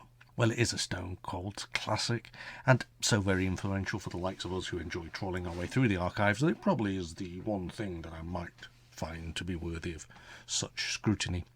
Episode 2 of this 6-part serial was, as they all were, written by Nigel Neal and directed and produced for the BBC by Rudolph Cartier. Episode 2 is entitled The Ghosts and was broadcast on December the 29th, 1958, just before the New Year. Happily, in the full version, after the opening titles, there is a recap of silent footage from the previous episode, The Half Men, which reintroduces most of the main players and explains the story so far. Tales of fossil finds and fragments, Roney and Judd reconstructing a clay interpretation of a creature, a word interestingly chosen to add to the sense of creeping menace alongside that already familiar occasional fanfare on the music track, and what appears to be an unexploded bomb being found at the dig site, finally bring us round to Colonel James Breen and, ta-da, Professor Quatermass himself, whilst filling in the antagonistic backstory of the behind-the-scenes boardroom battles for control of the British experimental rocket group. The voiceover is fruity, and the film remains mute until the recap of last week's episode and that realisation that the skull of an impossibly ancient age was found in the rock strata somewhere above the strange unexploded bomb, or whatever it might turn out to be, and suggesting that something else entirely might be going on here. The Professor, played in this serial by the third actor to portray him in an exceptional performance by Andre Morel, was interrupted for a week during his astonished utterance of 5 million years. But now that particular discussion with his new deputy at the rocket group, Breen, played with stoic scepticism by Anthony Bushell, can continue, and he is faced with the concrete wall of Breen's mind, as the suggestion of such great age is obviously poppycock, given that the thing has hardly corroded at all. John Stratton's Captain Potter, the poor bugger who might be expected to defuse the thing, is more concerned about what it's made of, which leads to the old professor doing some off-the-cuff experiment with a diamond ring and digging around in the dirt to find something, to Potter's increasing alarm, that might be the horns of a sea mine, but turns out to be some sort of elaborate knob. So, whilst Potter worries about strikers and fuses, the Professor is already making the huge leap about whether they once carried some kind of external mechanism. Then there's just time for a quick name check for Carry On Sergeant before Quatermass rather smugly suggests that Breen should take charge here, as the rocket group could probably spare them both for a couple of days. British Experimental Rocket Group, Days Without Accident 2. Anyhow, with the bizarrely unlikely admission that this is a problem and I enjoy problems, Breen persuades himself to stick around, and it turns out from these civil defence records that Captain Potter has acquired that there are no records of anything falling around here other than a few incendiaries, and Christine Finn's Barbara Judd, bright girl that she is, suggests that they might ask some of the people who live around here, and because Quatermass has indeed spotted an elderly couple still lurking around, she heads off to do so. Breen, the old misery guts, tells Potter that he should go after her because this isn't a game, which says a lot about what they thought of women back then, and at least Cecil Linder's Roney has the decency to finally pipe up with the tart retort that she knows that. Meanwhile, Quatermass prompts Breen about whether he has any guesses as to what the thing might be, and Breen is convinced that this is some kind of experimental V-weapon, a theory which Quatermass dismisses, even though some pretty queer things were cooked up towards the end of the war, as any viewer in the home counties at least would have been well aware of. Interestingly enough, of course, the character of Quatermass himself would have been brewed up from the real-world equivalents working on rockets in Nazi Germany, and some of the strange things that did fall down on London less than 15 years earlier might have been cooked up by those very inspirations. Indeed, if a large V-weapon had landed in Hobbs Lane back in 1945 and unearthed this strange artefact then, what a different outcome the world might have had. Not only that, of course, but within the narrative fiction of the Quatermass stories, at least one of Quatermass's own rockets had fallen on London itself, not half a dozen years earlier. Well, let's not dwell. Not one of yours, is it, Prof? Might have been too metatextual for 1958. Meanwhile, the sergeant, played by Michael Ripper, has been digging away at the ground with his group of sappers and has discovered some kind of hole in the side of the thing in the pit. Anyway, the elderly couple, Mr. and Mrs. Chilcot, are found on their own doorstep, being ushered away from their home by the policeman who allowed them to pop in during the previous week's episode. Mr. Chilcot is played in long-suffering silence by Howell Davis, but it is his wife, played by Quatermass stalwart Hilda Barry, who does all the talking, and she is, as ever, bloody brilliant. Surprisingly, she turned up a decade and a half later in an episode of Special Branch I watched recently, still giving her take on dotty old ladies even then. It's a beautiful cameo, full of the need for long woolies and indignity of being the rightful occupiers of a home they're forced to abandon, creeping damp, more than one war, and no recollections of any bombs. Well, they'd have heard the thump, wouldn't they? Other than those little fire ones. They were never going to be moved by bombs or builders, and as they are hurried along by the increasingly exasperated police officers, we discover that the ruined building next door was not collapsing due to bomb damage, but something else. And it's something that she really doesn't want to talk about. The policeman is less forthcoming, dismissing the fact that people won't live in it despite the housing shortage as some tale. But Mrs. Chilcot is adamant that the place is haunted and that reporters had come and everything, but she seems a little embarrassed by it all now and ushers her husband away for his supper as our strange little tale of peculiar findings at archaeological digs quite suddenly and seamlessly turns into a ghost story. It's possible that the scene with the Chilcots was only there to help with the set change, to expose more of the buried missile, but what a delightfully eerie scene it is, and Nigel Neal's brilliance at building that sense of creeping menace is well served by it. Quatermass, meanwhile, finds himself back in the world of science as the sappers dig out the hard-packed clay from some sort of hatchway. Barbara Judd is more kindly disposed towards the elderly couple as Potter explains to Breen that she just started telling some kind of ghost story, which is exactly the kind of thing that makes Breen bristle. However, they are interrupted as, deep down in the dark shadows by the lights of repositioned torch beams, the sergeant finds what might be a rock but turns out to be another almost intact human-like skull,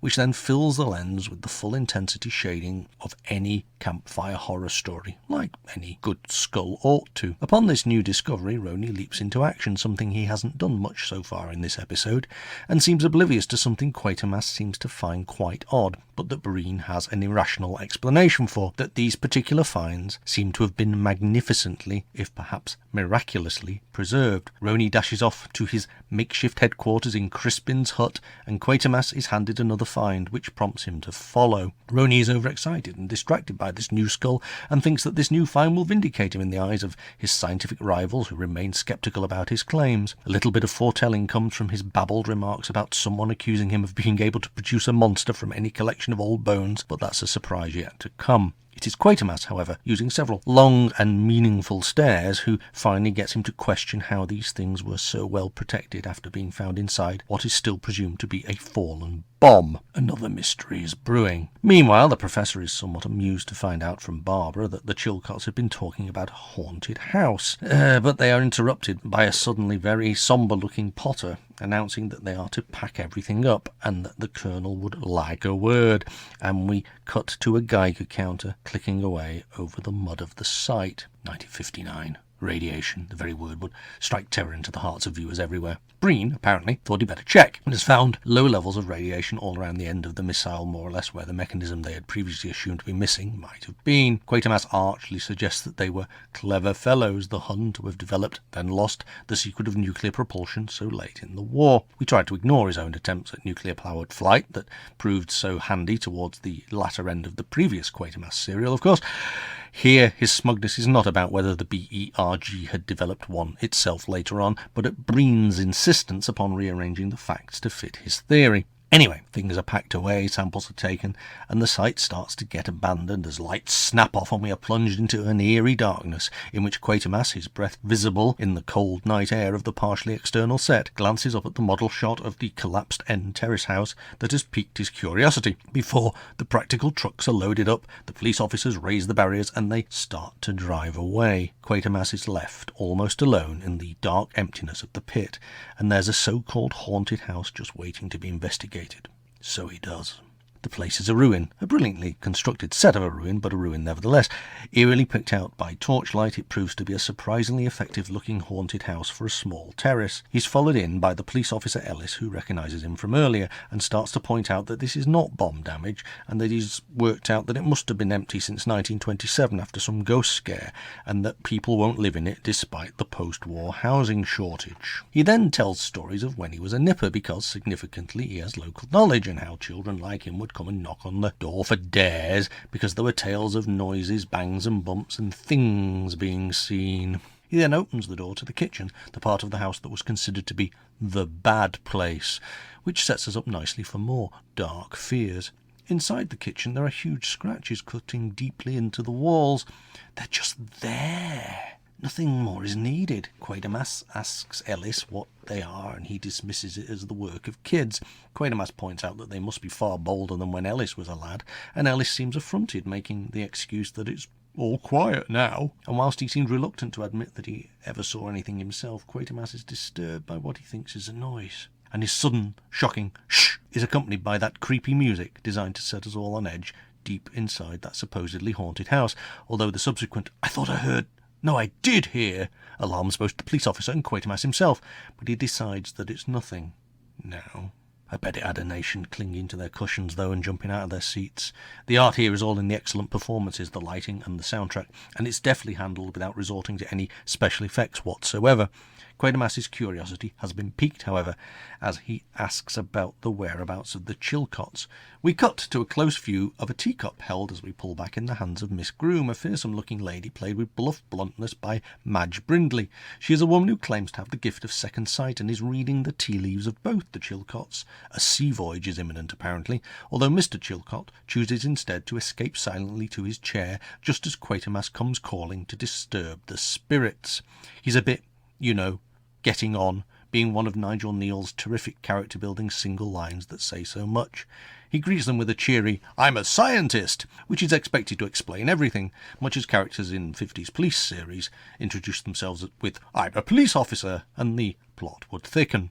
Here, however, there is a momentary confusion because he claims to be concerned with the bomb, and Mrs. Chilcot is eager to find out whether they've fixed it. Instead, however, he's there to discuss the goings-on at the house next door to their own, and one of the great Quatermass and the Pit moments is about to occur as Hilda Barry moves front and centre to describe the terrifying events of the year after the general strike. Miss Groom has little time for scientists, it would seem, scornfully referring to them as sceptics, and whilst Quatermass claims to try and be a little more open-minded, our sympathy is firmly meant to be siding with the rational at this point, which is interesting given where this serial eventually starts moving towards, but we're getting too far ahead of ourselves at the moment. Hilda Barry's performance, describing the disturbances that gradually faded away, is a delight. Shot perfectly to get the most out of her expressive face as she describes the dreadful sounds they heard, the tapping and the knocking, and the furniture moving about, and the terrible night when Mr. Earnshaw arrived screaming at their door after he'd seen a, remember this, mysterious figure in the kitchen,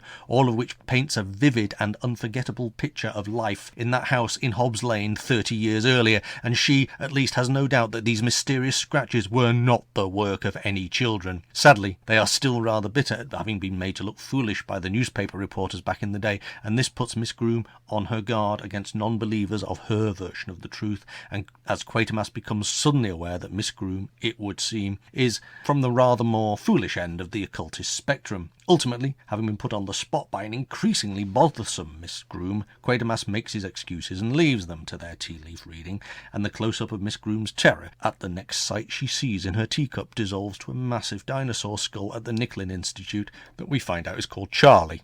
Quatermass has decided to pay a call on Roni, who is eager to get back to the site of the dig, and as they discuss their mutual dislike of Breen, the camera favours a peculiar gadget on the shelves of Roni's office, which is his little hobby, an attempt at seeing the pictures of the mind's eye, which he calls an optic encephalograph, which, perhaps amusingly, resembles the popular notion of what a space helmet might look like, which is nicely self-referential given that the popular notion was probably largely shaped by the earlier Quatermass serials. That said, it's an impressive piece of kit because, as we will find out in later episodes, the blooming thing actually works.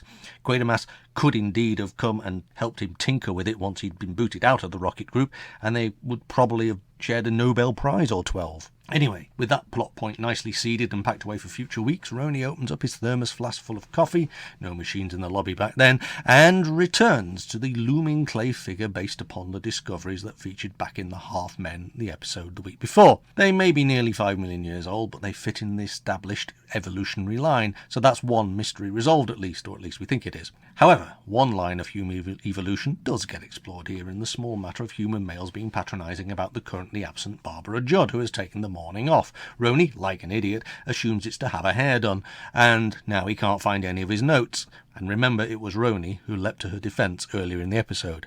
Luckily, his damn that girl nonsense is interrupted by a phone call from an actual idiot, one Colonel Breen, who is even now back at the pit lowering the surface level by several feet with mechanical diggers and in the process destroying all the careful archaeological work that ought to have been done. Roney is of course aghast at this, but Quatermass is more concerned about other matters. At his insistence, Breen also, rather dismissively, reads him the results of the radiation tests they did and announces that they are clearly absurd as they suggest that the radioactivity is artificial, man-made if you will, but we will soon discover perhaps not, from some lost nuclear reactor unit which would have to be 5 million years old. Breen latches onto that word absurd like a security blanket, whilst Quatermass is left to ponder. We are again transported back to the Hobbs Lane site where the magnificent missile is now fully exposed. It must have been shot on film because even though there is talk of the set designers building the set ever deeper as the weeks progress, this sequence appears in the same episode as the sequence earlier when the sergeant is feeling around inside the missile and finding the skull. So it's unlikely, though not impossible, that the two versions of the set could have been dressed for live transmission. Anyway, with its body all studded and that circular hatchway opening and the mysterious bulbous sealed compartment, it is, in many ways, a very 1950s idea of what a spaceship buried for 5 million years might look like. But it's also instantly iconic, in a way that the Hammer film version a decade later doesn't quite manage. And of course, there's so much about it that reminds you of another iconic science fiction design that's only 5 years from being brought into being in another BBC serial, which will assume some significance, but it's probably best not to go there just yet. Roney is furious, of course, as the bomb disposal team use hoses to turn the site into a sea of sticky, wet mud. But Quatermass is more fascinated at the structure that's been revealed, and for a moment, as he grabs handfuls of the mud all around him, the language turns full colour as the greens and reds streaking throughout it suggest the decay of some ancient propulsion mechanism of a similar vintage to those absurd radiation test results. Breen is, of course, more than sceptical about that, but we are saved from witnessing further argument as the camera favours a couple of sappers taking a break. They are the ubiquitous Harold Goodwin as Corporal Gibson and his nervy pal Sapper West, played by John Walker, and who is someone to keep an eye on as he's about to suddenly move very much to the middle of the action. For the moment, however, they are happy to notice just how stumped these bigwigs appear to be, although their high spirits are brought down with a bump or a bang as the loud tap of a hammer reminds them just how dangerous an unexploded bomb can be. It's a sight gag, and just as it needs to, it breaks the tension for just a moment, or causes the nation to jump again. It's hard to imagine the tension that might have been wrought upon first transmission, but it certainly made an impression. As Roney tries to salvage what he can, that girl, Barbara Judd, returns and seems rightly startled by the transformation the military mind has wrought upon their fossil dig. Despite Roney's protestations that they need to get on with things, she's rather eager to talk to the professor, and so he joins them. Instead of having her hair done, Barbara has been off doing some research to help out old Bernard in her own time, and she produces a large sheaf of photocopies of her researches taken from the archives. So we around the archives like her a little bit more already. Reading through those various headlines she has bought for him, all full of tales of spooks and ghosts, Quatermass comes across as a really ungrateful so-and-so as he remembers the strange spiritualist world inhabited by Miss Groom and the Chilcotts the previous evening. Barbara is quite naturally rather affronted at his dismissive response to all of her efforts, especially as she was only trying to help the old sod because he seemed curious. Won't be doing that again, she muttered under her breath, I'm sure, and even his distracted, half-hearted, my fault, really does little to endear him at this point. When you think about the lot of women working in the scientific world and their struggle to get recognition and credibility in the big boys club that it can be even now, this exchange seems significant, especially with regard to Watson and Crick and Rosalind Franklin in the early part of that very decade that the Quatermass serials were produced in. I don't necessarily think that this is an example of Neil's famed prescience, of course, but it does make for an interesting exchange in hindsight. However, as she returns to her day job of measuring stuff from Dr. Matthew Roney, which is unlikely to be a job for life, I fear, one of the other news newspaper headlines that she has gathered together catches Quatermass's eye, and there is mention of a tube line extension that was taking place about the same time as the supposed manifestations, which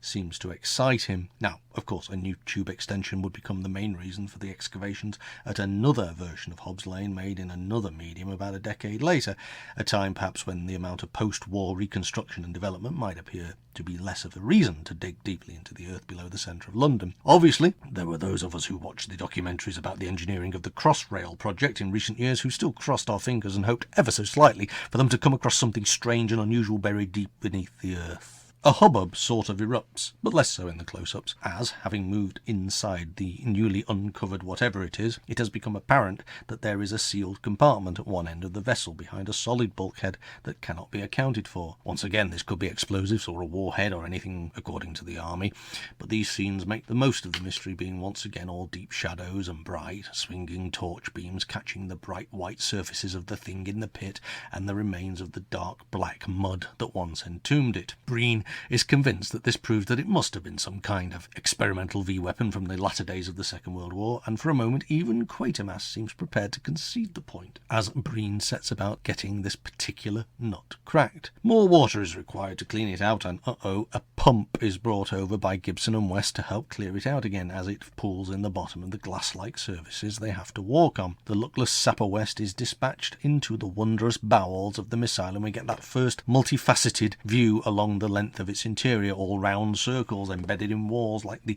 gleaming white interior of some future time machine. Probably. As the walls of the bulkhead are washed down, some markings are discovered, and because they have a handy archaeologist on hand to identify such things, they are quickly identified as ancient Kabbalistic symbols, a pentacle of the sort associated with ancient magic. Creep in the sinister music, and in all probability a few streets away, the now all but forgotten, presumably, Miss Groom gets a funny feeling that she's been right about everything all along. And as the professor is helped outside from the slippery as glass surface, a line that does much to emphasise its alien qualities, there is a scream from within the vessel, and we cut to the suddenly terrified-looking figure of Sapper West, cowering in fear in the deep, dark shadows and harsh torchlight. He has seen something diabolical. Like poor old Earnshaw 30 years earlier, Sapper West has seen a figure, and it went through the wall. Our sceptic scientists can only look on agog as the titles crash in,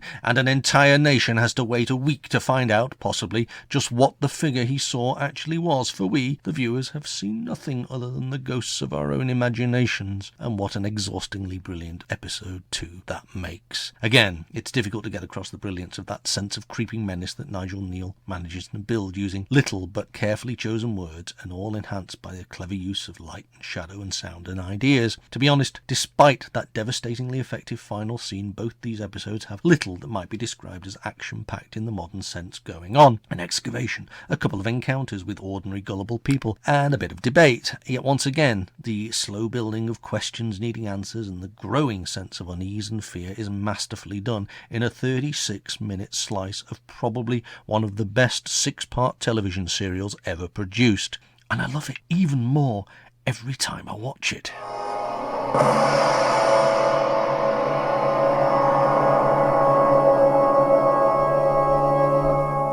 Thank you to Martin. Yes, thank you, Martin. Will we do part 3? I'm sure we will. Right. Now, Ben Baker is famous for the Don't Let's Chart podcast, of course, which is well worth a listen. Yes, it's a lovely podcast. But he's also got a new book out, hasn't he? He has, yes. So let's cross over to his house and see what's happening. Okay. Oh, post, brilliant. Dear Mr. Baker, you have been cordially invited back onto Round the Archives. Oh, that's nice of them. I wonder what they want me to talk about. I know. I could talk about an obscure 1960s science fiction serial, Quatermass And The Bum. Oh, Doctor, why have the ill-defined alien species created a giant bum? I don't know, and I don't care for their cheek. It really is below the belt. How didn't we catch wind of this sooner? Oh, sorry. Wait, no, sorry, they already did that one in episode 8. Well, alright, how about boring educational 1970s kids programme, Why Are You?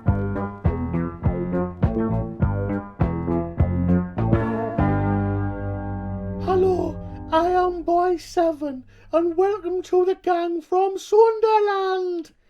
Today we're going to show you how to make a key from some toilet rolls and a drawing of missing dad. But first, here's Boy 9 with a helpful tip from us. We hope brings please your nomad is back. Oh, well, that'll do. What? Oh, bugger, they did that in episode 26. Right, I've got it. We can't possibly have done the episode where Batman was one of the panellists on Just a Minute. Mr. Batman, you have 1 minute to talk without hesitation or deviation on the topic of parents.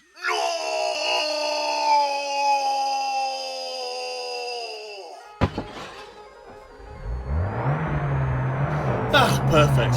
Oh, scare that. Hello? What? Do you mean that was a centrepiece of the Batman vs. Round the Archives team-up in episode 38? And anyway, the episode theme this month is Christmas, so I should be talking about that. I give up. I don't know what archive thing to talk about. There's loads of great and terrible Christmas things from the archives. And besides which, everyone knows Christmas was better in the 80s. Oh, wait a minute. That's the title of a book I've just written. A variety of entertainment for Christmas with BBC One. Comedy with Little Dick Valdoonican. Have yourself a merry little... Paul Daniels. Mind you, my landlady gets very confused. Two firemen fought the blaze for over a minute. Entertainment for Christmas with BBC One.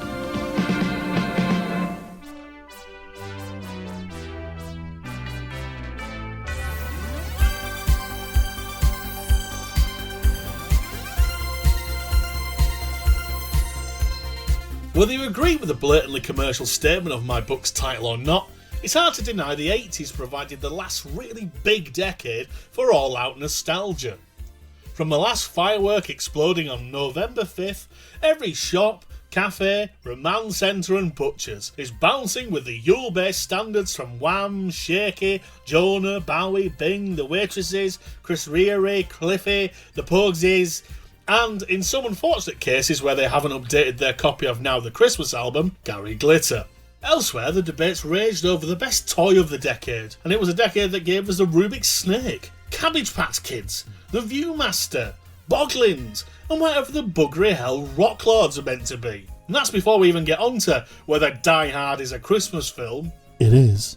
Or whether your mate definitely saw the bit where the gremlin cut the woman's head off and threw it down the stairs and a pirate tape their uncle got off the market. They didn't. But more importantly for me and my book, Christmas in the 80s in the UK truly meant telly. Lots of telly, proper telly, with actual budgets, when the big film was really the big film. And there were celebrity versions of every format you could cram a Tim Brooke Taylor into. Unique Christmas versions of the usual channel logos that wouldn't show up until the 23rd of December. And stupidly high ratings for everything from the Midnight Weather Report to Basil Brush's Boxing Day Punch-Up. In my book, you'll find a mix of the big names, next left forgotten or never was. Obscure oddities that made up the 1980s TV schedules that give a proper flavour of how telly actually used to be, and hopefully free of the clichés and obvious choices that someone on Channel 5's Top 100 here, do you remember this, mams? Would go for. I think the best thing for me, whilst doing this book from 80 to 89, is tracking how telly progressed in the 80s, as it begins with telly rarely getting out of bed before lunchtime and then going for a quick nap after Postman Pat. But by the end of the decade, you've got 4th channel, breakfast TV, daytime TV, and then all-night TV. And even if you're out, you could video it on one of them video recordery type things. More TV than ever before. And soon they might come and stick with them bloody dish things on your home. Thousands of channels. But that's a tale for another decade. So, was Christmas really better in the 80s? Visit benbakerbooks.org, grab my new book, and decide for yourself.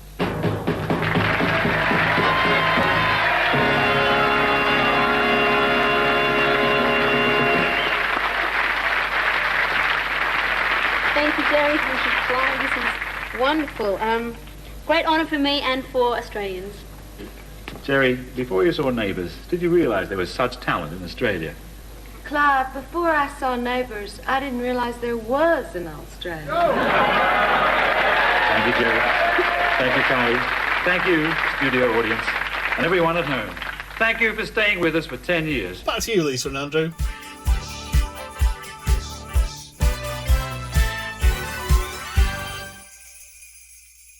Thank you to Ben. Thank you, Ben. Yes, a very interesting book. Well, it hasn't arrived yet. Well, it will be a very interesting book. I was pretending. We're waiting for our copy. Yes. Which, of course, we've ordered. Yes. Right. Only one more thing officially on this episode. Yes. But we do have a post-credits thing as well. So stay on after the end theme. But now Warren joins us on the sofa again for a bit of Rentaghost. Yes. Better known as RentaSanta.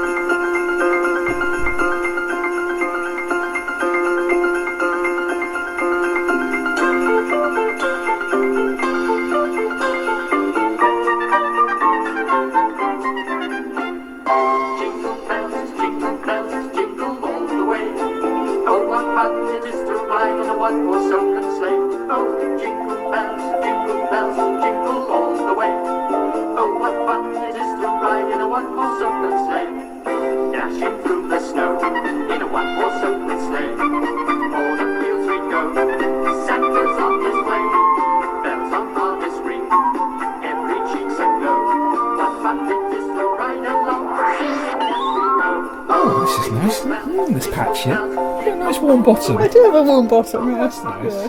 Give it a wiggle. There you Okay. go. Good evening, Warren. Good evening, Lisa. Good evening, Andrew. Good evening, Warren. Good evening, Andrew. How do you feel? I've just shown you RentaSanta. Hello. There is a phrase, isn't there? As camp as Christmas. Yes, and there's none camper than that. Yes, it was. Very camp. So much frolics on show, wasn't there? Yeah, festive frolics galore. And yes, do you remember seeing this in 1979? Yes, I do, and seeing it as a grown-up brings a whole new aspect onto it. Well, this was originally meant to be shown in December 78, but BBC strikes and things like that. I think it was made, but just had to sit on the shelf because it was a Christmas episode. So it's vintage. Yes, yeah. Well, we just have to go through it, don't we? Yeah. So we start with a rendition of Jingle Bells by the Ghosts, who are floating around the office. Yeah. I nearly said orifice, but And then they come down and they do a sort of bit of dancing with some tinsel, don't they? And there's lots of ducking under the tinsel and skipping, and stepping over it. But we're getting the CSO being used, aren't we? It's almost a big showreel. You expect the set to fall away, don't you? And there'll be this huge, great sort of 1930s set piece behind it with all these multiple dancers, the top hats and canes and things. But the whole thing is done in a camp pantomime showbiz way, perhaps even more so than normal. Yeah. Because we showed you an interview with Jeremy Swan where he says, well, I didn't encourage too much acting on the show. He threatened to sack them if they acted. Yeah, and he just wanted it to move along with pace. And those couple of lines threw the whole history of Rentaghost into some perspective. Yeah, for me. And I think just hearing that from him helps you to understand what they're aiming for. But we still have the situation that Fred Mumford's parents don't know that he's a ghost. No. Which is an interesting sort of approach all through the early years of the show. And it's quite dark territory when you think about it, really. That he's sort of still interacting with them. And you know, he's essentially he's never come out of the closet as a ghost, has he? So there's almost a bit of subtext there. I don't know, you know, how seriously you want to take some of this, but I think because the idea was that he fell off a ferry or something. Yeah. His body's never been found, I never knew which is why they don't know he's dead. No, I always got that as a child, that he was dead, he was the ghost, etc. And he was frightened to tell his parents or let heartbreak his parents. But I didn't know it's because he fell off a ferry. I think so. Yeah. I think that's in the first episode. Yeah. But the postman comes with the Christmas cards, and Mr. Claypole. I think that was a lovely play. Has sent everybody a playing card. So the Seven of Hearts or the Joker, and as he says proudly, pointing at it, "That's me." You know. And that is his role here, to be a sort of mischievous sort of spirit, he's isn't he? He's a sprite, isn't he? Yeah. So... But he doesn't. He's not. He's part of an ensemble. Whereas, as the years go on, he seems to sort of encapsulate the whole program. Yeah, I mean, I think the original three characters balance each other out very Absolutely, well. yeah. And as we always say, with things like Are You Being Served, that initial setup of characters, once you start fiddling with it, it's hard to establish something new for long-term viewers, because they always think back to how it was. The equilibrium is if you change that, then the bubble. And there are people for whom after this episode, it goes downhill. But I don't necessarily believe that. It's a different way of doing it. Perhaps it's, for me, it does, because the blasted horse arrives. Yeah. But it takes it on to a different level, doesn't it? But I didn't really buy into the next level. I didn't appreciate it. But there are a few of the later episodes knocking around, and we've watched them, and we've just very much enjoyed them. Yeah, I think if you don't worry about it, then... Well, the later ones are my era anyway, so they're the ones I remember. So they're the ones I'm very fond of. But obviously you have the problem that Michael Derbyshire dies after he's filmed this one. Live on set. Not live on set, no. So you can't have the original set 3 anyway. Yeah. So. But you've got the lights on the Christmas tree joke. That whenever the telephone rings, the Christmas tree. You said you'd like that set up in your house, wouldn't you? Yeah, I dream myself permanently.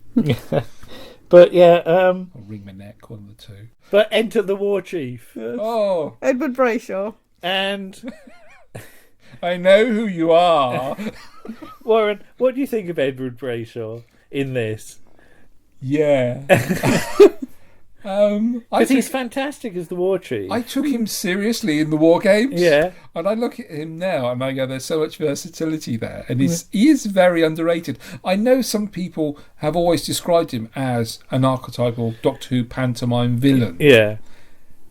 No, not until he plays this part. Yeah. All of a sudden, now this is really weird. Mr. Claypole produces an enormous sausage. Waves it in the face, but it's the way it's grasped of Mr. Davenport, and says, "Hold this and pull." And I think we. The excuse for it is that people pull bangers at Christmas. But dearie me, this I say there's a subtext to this, but a lot of the time it's not very sub, is it? No subtlety. It's not hidden at all. And in this case, it wasn't even dressed up. What's going on? And having pulled this... Did you think it was a large banger? Yeah. It's quite a large banger, yes. Having pulled this sausage, Mr. Davenport then turns into a fairy, doesn't he? Yes. He does. Yes, exactly. If you start working it out, and he ends up on the Christmas tree. So he's tugging on a large sausage. Yeah. And turns into a fairy. But it worried me how he attached it. Did you see how he reacted? Did he get a branch up his kyber? Yeah. Basically. But yeah, I mean, just looking back on this as an adult, it's fantastically clever. Yes, absolutely. And I just wonder how many adults watching at the time, got the whole sort of different levels that Bob Block is writing at, and I think it's brilliant. So you can imagine Bob chuckling as he's writing This is absolutely distilled Bob Block. You know, if you ever want to do Bob Block, this is the 40 minutes to do. I think so. So brilliant. So enter the Mumfords. And Mr. Mumford is just so wonderfully deadpan and straight. Yeah, isn't it? yeah. He is and sarcastic. He's just not having any nonsense, is he? He's the grumpy relative, isn't he? Yeah. That appears at Christmas. That you can never get to smile and join in with the games. I mean, there's some awful jokes in here about why does the Christmas tree light up? Perhaps it's a trunk call and things like that. But he notices the funny-looking fairy. The phone goes. And there's a gabbly voice on the end. And it is that thing you only get in sort of kids' shows, isn't it? The speeded up, squeaky voice. Yeah. I mean, you never hear the phone going and a silly voice going on at the other end anywhere else, do you? This is all about the production of Aladdin, isn't it? Yes, because the Meekas are doing a pantomime, aren't they? Yeah. Mrs. Meeker's Aladdin. Yeah. But Mr. Meeker comes in. And Mr. Davenport stops being a fairy, doesn't he? Yes. Although he sort of rubs his eyes and thought he saw an ugly big fairy for a second. But they've got a scheme going RentaSanta, basically, where the ghosts are hired out to be Santa Clauses. Standing in for him when he's busy. Yeah. Yeah. I noticed that, it's a nice line to cover it for the, the real Santa. Yeah. You got excited over the carpet sweeper, didn't you, Warren? Wow, I haven't seen a carpet sweeper in years. Yeah. So they practiced their... Did they actually have any carpet? It was just no, a solid it's floor, just wasn't it? No, you could... You used to do lino, didn't you? There were two settings on a carpet cleaner. Yeah. You had a big knob that you turned, and there was one with... I'm sure there would have been one here. There was one for the carpet, and then you twist it round, and it would do your lino. Because the brush would go up and down. Well, ours did. Perhaps you didn't have a... We didn't have lino. We had a... Actually, no, we might have had... No, we had a bit... No, we had lino in the kitchen. Okay. But they practiced their jingle to advertise the RentaSanta business. And you said really bad overdubbing, isn't it? Yeah. It outdoes radio goodies by a mile.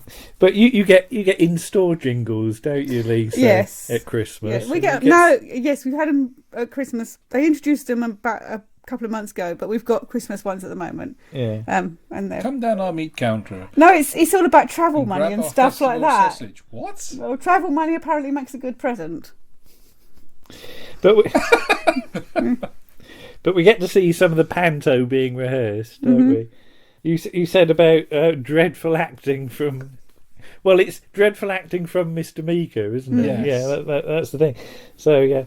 And we've seen Mrs. Meeker... Actually live on stage. Anne Emery. In Hard Times. Dick Emery's sister.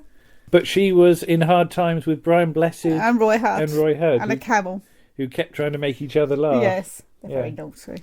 But we've also got Marjorie in this one. Yes. She's the sort of... princess. She's the princess. Principal girl. Yeah. Because Anne Emery's, as Mrs. Meeker, is playing Aladdin. Aladdin, yeah. And she's playing it real sort of, legs wide apart acting, isn't it? Yes. It's big wide gestures. Yeah. Hello, boys and girls. Yeah. and I have to say... Very well done, there. When's the last time you went to a panto, Warren? Very long time. Watford was the last time I went to the panto. I must have been about 12. All right. Oh God, we've been a bit more recently than that. When's the last? We've been for a few years, haven't we? But... No, we talked about going to see Colin Baker when he was down this way, but we never got there. I don't know when the last time was. We certainly went in the 90s, didn't we? We did. It might have been that time when what was the one we saw with Bonnie? We didn't see it with Bonnie. Well, no, but Bonnie was in it. She was Dick Whittington. When Paul fell asleep. Yeah, Paul fell asleep. Bless him. I don't know how he could fall asleep in a pantomime, but yeah. Especially with Bonnie in. Yeah, it was Dick Whittington because I think Sylvester was in it as King Rat. Yeah. Because he played Jailhouse Rock on the Spoons. Yeah. But... Like you do. And we also saw Brian Blessed in a panto, didn't we? In Peter Pan. I'd love to see Brian Blessed in anything. He was Captain Hook in Peter Pan, and he split his trousers. Yeah, he acted so hard he split his trousers. I bet he didn't even do that quietly. Yeah, unfortunately, his next line was, "What is it? Out with it, Smee!" And nobody could speak for about 2 minutes. He's just giggling for about 2 minutes. Yeah. But yeah, Mr. Claypole's going to play the genie, isn't he? Well, they need somebody to play the genie, and Mr. Claypole wants to play the genie of the lamp. Yes. So all the ghosts change into, genie costumes of sorts. You said there was a lot of bare chests on display here, weren't there? Too many bare chests. Yes, it's just... Oh, God. With fezzes on. I almost thought it was going to go to a rendition of Village People's YMCA at one point. Though Mr. Davenport shows us his Dick Whittington. He starts out as Dick Whittington and has to go and change into the genie costume. Yeah. So, yeah. But they're all. Where are the costumes nicked from? Well, not yet. That's later on. It's full costume. Yeah. But Mr. Claypole goes inside the lamp, and I said shades of Planet of Giants at this point. Yeah. And then they shove a load of shaving foam in there. Yeah, because he says he's the only one who's got enough psychic energy and enough skill to go in the lamp and come out of the lamp. But when he puts the other two in, the lamp is empty. Yeah, so the shaving foam's dispersed. Oh, yay! Yeah. So Claypole's cast as the genie, and the other two can play the pantomime horse. Yes. And you went, oh God, at this point. Now, I like Dobbin. Yeah. Well, I like Dobbin, probably in a sandwich, but I'd like... Well, we'll get to him in a second, as he's not actually in it yet. But yeah, we should mention at this point Tim Worthington, who's done stuff for us. He's written a very good blog entry on this episode. So if you go over to Tim Worthington's website and just search for RentaSanta, he goes through it in real detail, and he's got loads of pictures of it there as well. So look there. It is a work of art. It is a work of art. It's a Christmas pantomime. Yeah. They still do Christmas pantomimes now, but they do it on the CBeebies channel. Okay. So, which is why you don't see them. Yes. But I just don't think there is the mainstream.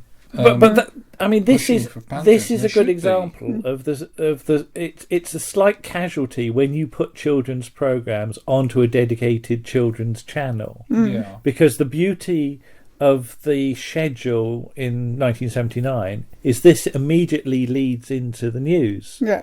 So, that's the end of children's programs for today. Now it's the news. So the adults will watch this as well. That's the thing. Which is why you've got jokes working for the kids and jokes working for the adults.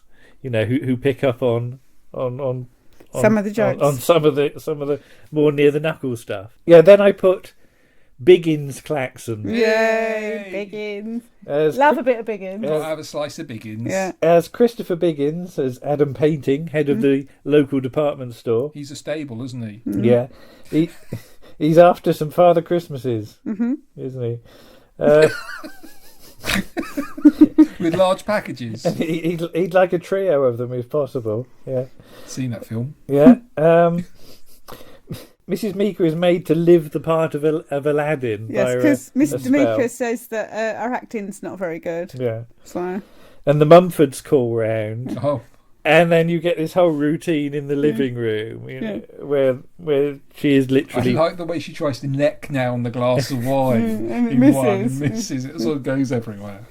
You find out that they live in South Ealing as well at this point as well. But I always like the fact that, again, this is another sort of Jeremy Block. Bock? Bob Block staple. Put your tongue away, Warren.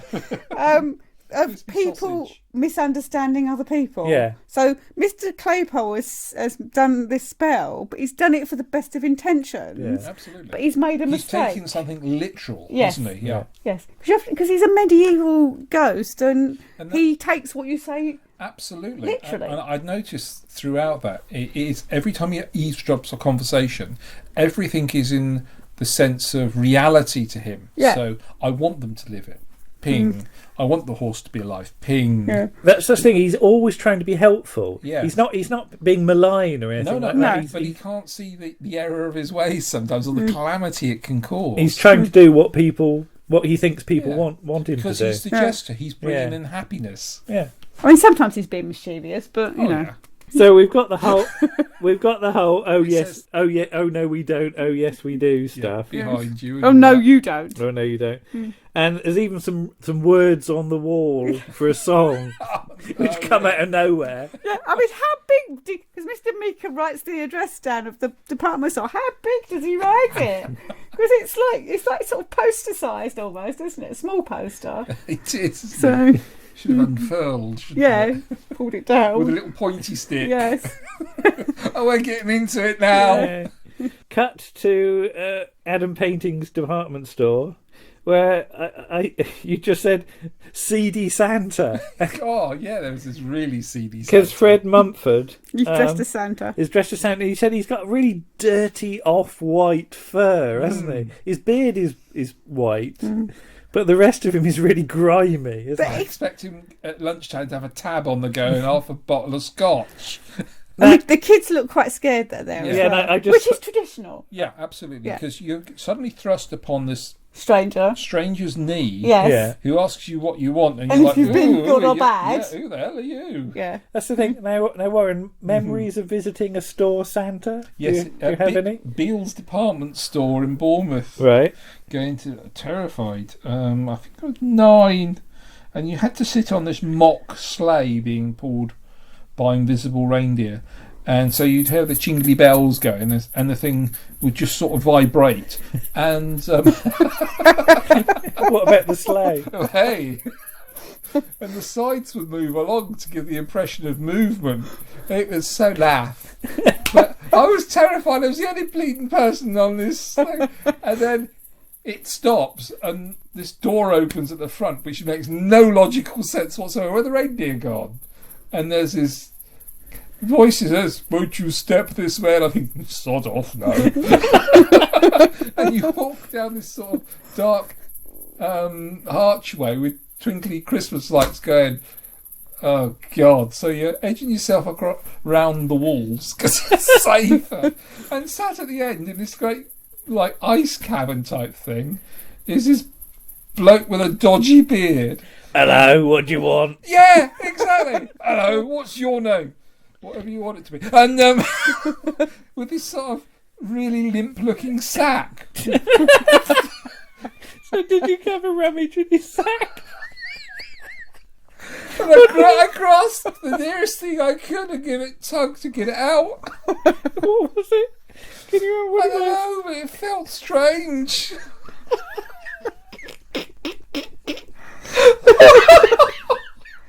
Oh God, here we go again. And then the siren started and he was taken away.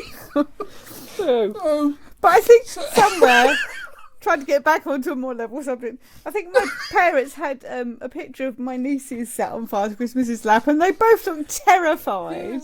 And Santa just looks really, really fed up. Did you ever settle yourself on his knee? No, I can't remember. I blocked it out. Can you point on this doll? So, the trauma that people put their kids through that they never forget for the rest of their lives. So they're going to take the sleigh. I got a football and fly it. That's what I got. A flat football. You had to Did you have to inflate it yourself? Yeah. No pump. So the sleigh is flown about by the miracle of CSO. Yes, because they've got to deliver presents for Mr. Painting. Yeah. We should say that, otherwise people are going to be confused. But they've got no reindeer. The reindeer are on a stag party. Yeah. Ba-bum. And now we just get big in singing, don't we? About Santa Claus is coming to town. Yes. And suddenly we're like in the middle of TV Centre studio, whatever. Yeah, light entertainment. Yeah, with some podiums. Yeah. I was expecting them to be dancing around the fountain next, aren't you, outside? And I just put in big letters, you know, Camp Claxon Factor 10, because it really is. And Biggins is loving it, isn't he? Oh, he is. He's in his element. Yeah. And the ending of it is spectacular as we go into full jazz hands mode. And oh yeah. And your face at this point was an absolute picture. I was amused, shocked, and stunned. Stunned. I was, very stunned. And it's a great shame we don't see shows like this anymore. So the horse costume, there's nobody to fill it because they're all on Santa duty. So it's given a life of its own by a spell from Mr. Claypole, and it immediately likes Ethel. Have a nibble. Cut back to the sleigh, and you notice they were reading the A to Z of London book to find their way around.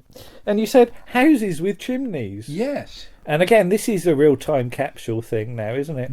I have a house with a chimney. Well, we don't. And you got no flue? I haven't got a flue. You haven't stung your pole up to get it clean indeed, for a while? No. Did you have chimney? No. I used to have a must chimney. have had a chimney, yes, because they had an open fire before. Yes, we probably did. I don't know, I've never really looked at the roof of my house. Oh. You've never looked at the roof of your house. You didn't come out at Christmas to see if there hoof prints up there? You didn't get sent up there on a ladder. No, didn't have to climb up a chimney. But there is a chimney sweep at work as a big Christmas hairy Eve. brush comes out the top, doesn't it?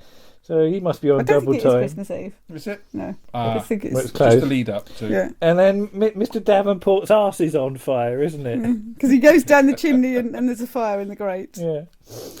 I mean, how did he not think the people inside would be terrified by a man suddenly appearing in the grate? Yeah. Coming down their flue. Yeah. There's a cat on the roof, Yeah, briefly. black one. It doesn't hang about, No. though. It's not really keen on He looked like acting. Martha. I'd like a little ghost of a Victorian child as he goes down the flue.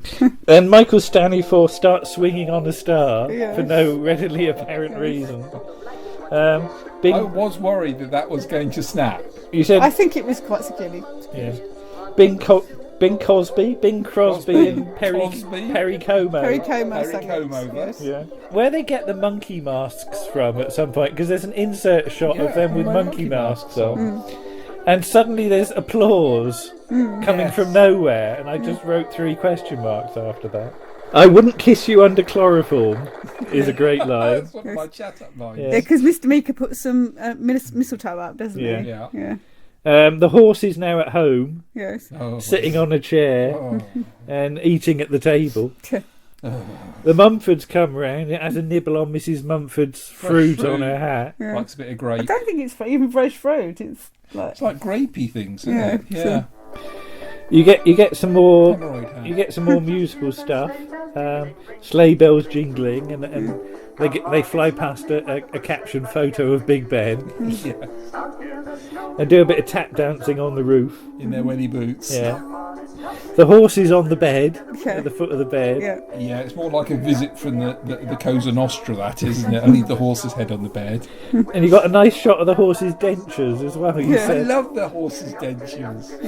Because it's quite animated. Its mouth flaps. It's a different costume. And its ears go. To the subsequent Dobbin. it was probably just done for the one thing, and then they decided to keep it on and had to do a new costume. We get more tap dancing at the theatre. Yeah. And you said everyone was really rather good, weren't they? Yeah, they were choreographed really well. And the horse tries to do the splits at one point, and it's advised against it. People like Edward Brayshaw, I don't know what his pedigree for dancing was, but he was the one that I thought wouldn't pull it off. Yeah. But does. But he got away with it. Yeah. Ethel does a very strange song, I've Got a Genial Genie, which again comes out of nowhere. Mr. Claypole demonstrates a levitation effect. Unlike Ethel carting in a dirty great bale of hay for the horse at one point. Yes. It's just Is it the one they nicked out of Python from just outside Basingstoke? Well, yes, possibly. So the horse steps on Widow Twanky's foot or something and breaks his foot. Breaks his toe. And then the sets suddenly go up in flame, although we don't see anything. No.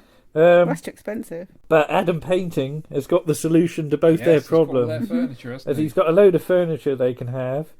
And he's very keen on filling the vacant slot of Widow Twanky, isn't He he? wants to fill Widow Tanky's slot, doesn't he? So more costumes are broken out, this time nicked from Robots of Death. Yes. It's like the Vok robot. Well, no, it's the Cruise tabards. Oh, it's the crew ones, isn't it? Sorry, it's yes. the Cruise of course it is. tabards. The yellow, the green, and the red one. The red one, yeah. Yeah. So we get to see Biggins demonstrating his Twanky.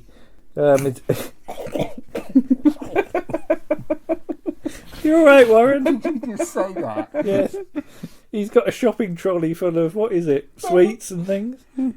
The Mumfords are sitting in the royal box in the theatre, aren't they? Which is just to allow them access to the stage later. Yeah. Really. We get a quick blast of Keep Young and Beautiful. I just love Mr. Mumford. He's so dry. Yeah. He is. And there's an actual audience as well, isn't there? And we said, where did they come from? No children, though. No, There's no children in the audience because they're too awkward to film, I guess. So. Yeah. Well, I suppose if they're filming during the day, then they have to be at school, don't they, and do things like that. But it's another good example. Now you said that a lot of children's programs didn't actually have children in them. Yeah. It was very much, and again, it's because of the nature of the production that kid actors have got certain hours that they can work. So having an all-adult team makes it easier to make. Children into this, say forget about the hours thing, but you threw children into it, would it lessen it, or would I don't think it would work as well. No, I don't think it would, because the whole idea that the humour comes from adults being silly, isn't it? Yeah. And if children are silly, it's not as funny. No. Yeah, so there's a voice spell which goes wrong because they're both losing their voices. So aren't they? the Mr. and Mrs. Meekers, Meeker. the Meekers' voices So get Mr. swapped Claypole around. does a spell to make their voices better, but it just swaps them their around. voices around. And a spell to make the Mumfords believe everything that they see. Yes. So we get the whole sort of new lamps for old stuff. And Mr. Mumford goes off to see a policeman. And there just happens to be a policeman standing outside. Yeah. As you say, there are a lot of handy policemen in Bob Block things, aren't there? Yes. So he says about the crime at the palace. Yeah. So a squad car's going to get sent to the palace. Yeah. Is that how it works? No. But all you hear is a screech of brakes and a siren. don't you? Cancel the car. Yeah. It's a hoax. But yeah, Mr. Mumford sort of invades the stage, doesn't he? Meaning Hence to the have a word robots. with Abenazer. He's Yes. going to sort of thump him. No, but- it's not Abenazer, it's the Sultan. The Sultan. That's right, yeah, he sorry. rolls his sleeves up, ready to bop him one, Mm. doesn't he? So things are sort of building up now. And we get a bit of a rave up ending as everybody starts sort of arguing. Mm. So Mr. Claypole suddenly conjures a real genie. Yes. Don't know where he comes from. Who's Roy Stewart, no less. Who gets about one line. And then suddenly the policeman's whistle goes off and it's all over. Yeah, that's it. That's all, it. folks. Yeah. And everybody does a walk down on the stage, you know, walk up to the camera position, take a bow, your name comes up on screen, and Mr. Mumford makes no effort. No effort Yeah. whatsoever. He just sort of shuffles on. He nods a bit. In total character. Yes. Yeah. But there you are, Warren. There is your viewing of RentaSanta. That was a whistle top. Don't need to go to a panto this year. Christmas. That's why I wanted to save this till last. It is, 'cause yeah. I thoroughly enjoyed that. It's beautiful, isn't and it? I think I enjoyed it a lot more now than probably I enjoyed it at the time. No, I agree. I have seen that when it was transmitted, and now it holds so much frankly, more. our dirty minds just put a whole it's just whole New new spin context on to it. it. Yes, and you can't deny that some of it is, intentional. Yes. absolutely Yeah. sausage. So brilliant, I think. Yeah. So there we are. Yes. And that, apart from an end credits thing that I'm going to put on after the credits, which will be a quick review of the year. Well, Quickish review of the year. That is It's the end of Round the Archives for this year. for 2019. So thank you everybody for Yes. listening. Thank you, Warren, for No, thank you for allowing joining me us to on take the sofa part. so No, thank often. you. Yes, Very and kind we'll- of you. Thank you to everyone who's helped And listened. and listened. And we'll see you in 2020. So all we can say is Happy Christmas. Happy Christmas. Happy to you all. Christmas. Bye bye. Bye bye.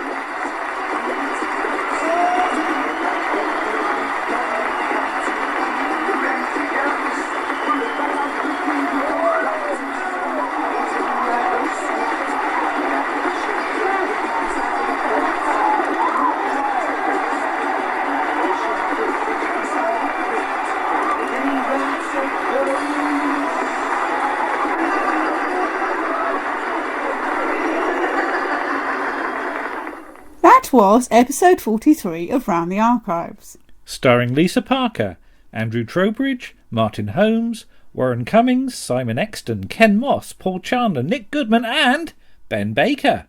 On the musical side, you had Dan Tate and Paul Chandler. The script for RentaSanta was by Bob Block. And the producer was Jeremy Swan.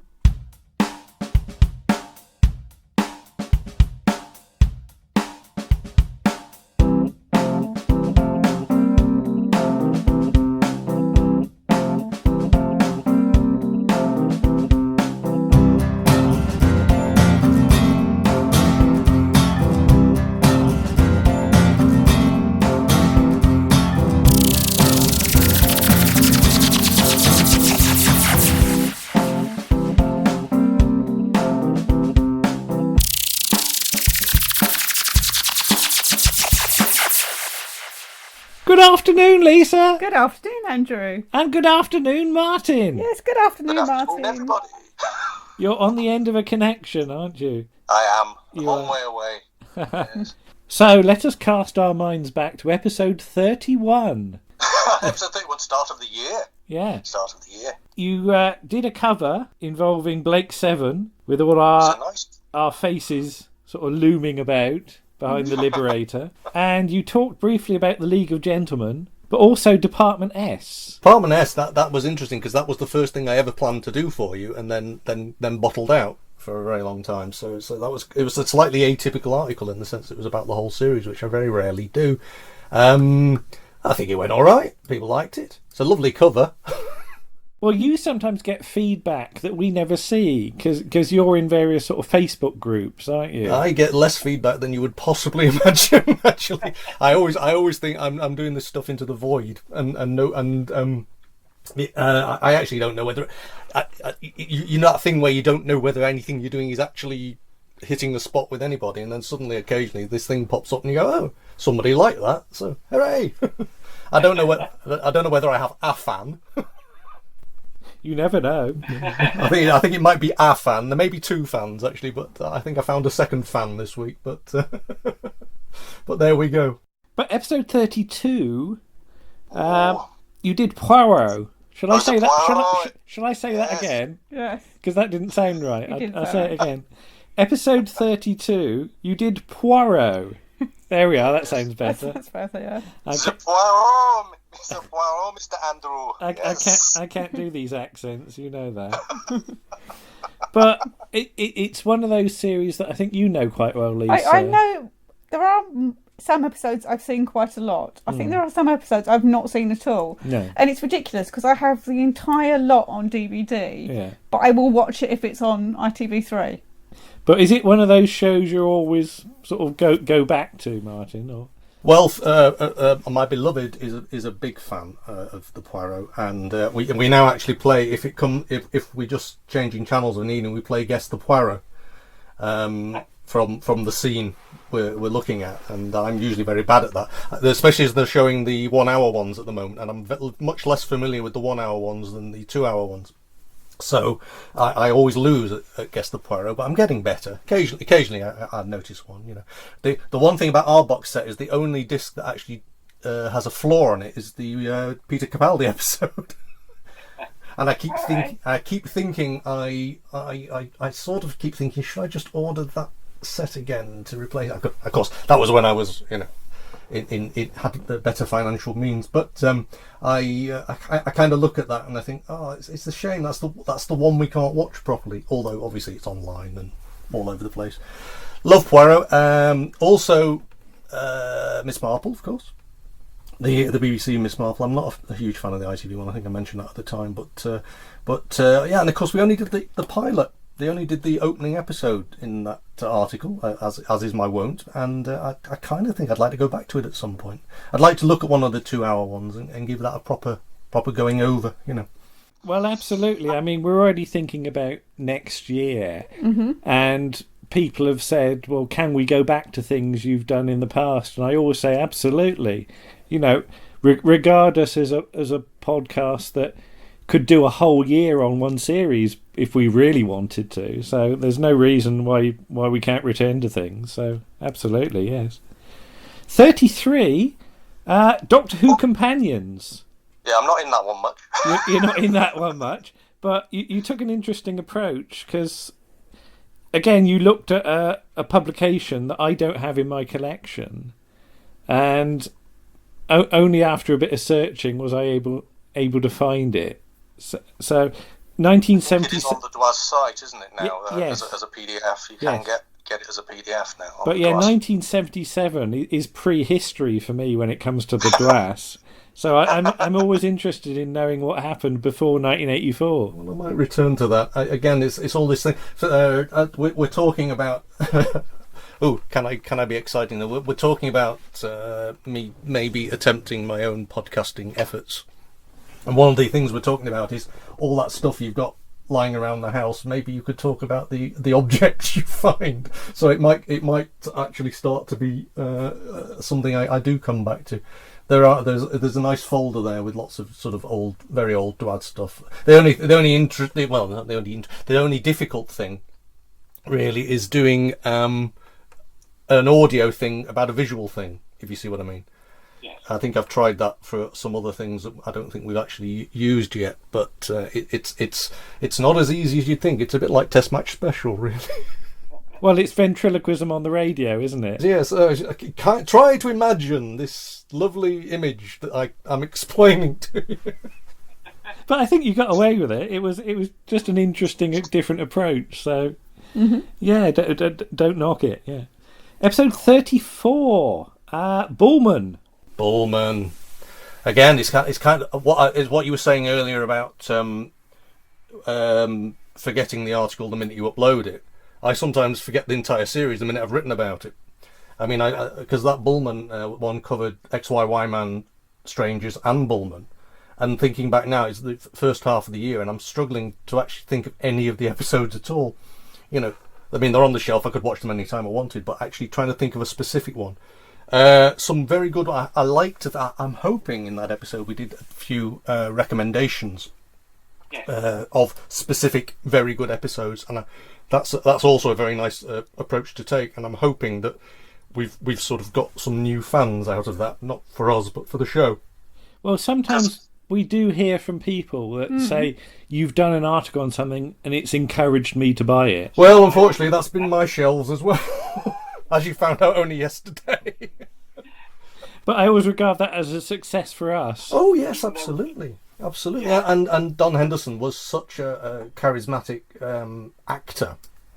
And it's such a charismatic character, even though I still dislike XYY Man to a certain extent. But the character is a fascinating character, and it's almost it is a shame that they didn't do another series of Bullman. I think it had legs. I can't even remember now why they didn't. It could well be that the Paradise Club came along and better offer more money. You never know. 35. 35 is Survivors, the Fourth Horseman. Well, I think that at least seems to have been successful in the sense that it persuaded you to rewatch it. You know. Yeah, I mean, how many have we done? Yeah, we stalled again, didn't we? We always stall on Survivors about 2/3 of the way through the first season. We just did the Glyn Owen one. The trial one. Yes. Yeah. We put that off. That can break a lot of people, I think, that one. I mean, we did carry on after that. We got to the Glyn Owen one, and I think we stopped after the Glyn Owen one, didn't we? Yeah, because poor old Telf. Yes, yeah. But then he kind of deserved it, so... It's a great series. I mean, I've this year in my commutes, their Big Finish had a sale on their reimagining of it, and I did sort of dive in, and I think I did 5 series on the trot in the sort of August, September, October this year.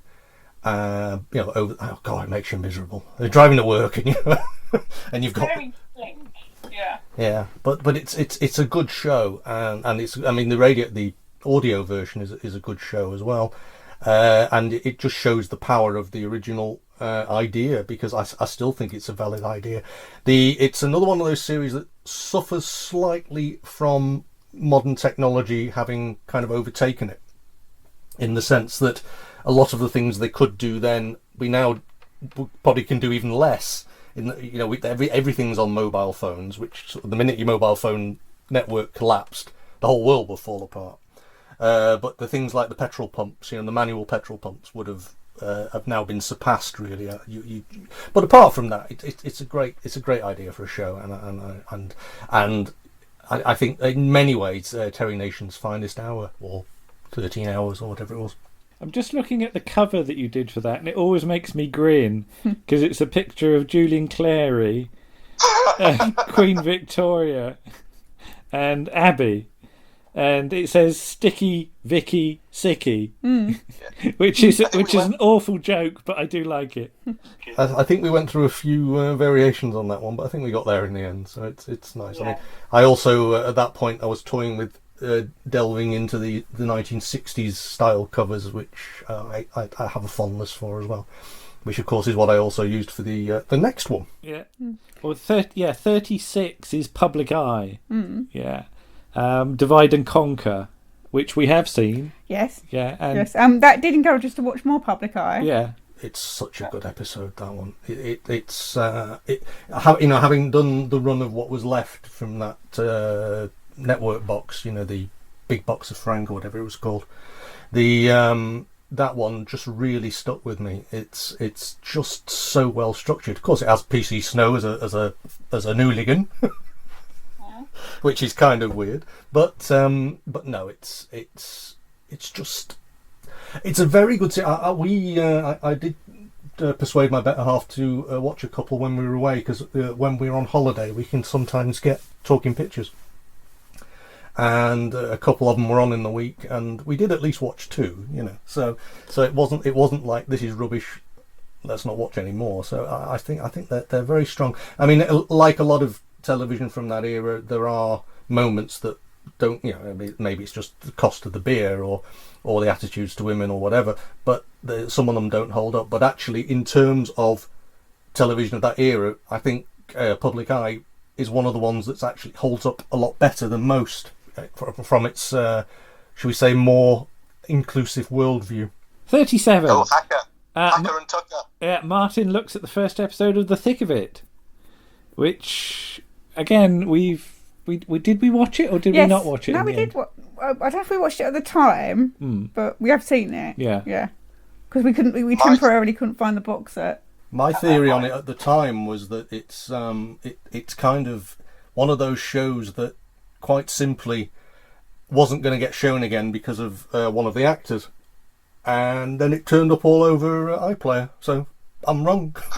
Oh, is there? Right. Yeah, that's where we got the music from. Did we? Because we couldn't find the DVD. Okay. But I always think, obviously the first episode is very good, but I think it's the second episode of that, the scene where I think the character is hiding in a cupboard, and Malcolm Tucker goes into the cupboard and he's not shouting and he's really reasonable and quiet, and it's the scariest thing I've ever seen. Yes. I remember seeing it just before seeing him take on the part of the Doctor and thinking, if he can bring half of this menace to the Doctor, he's going to be cracking, and he was.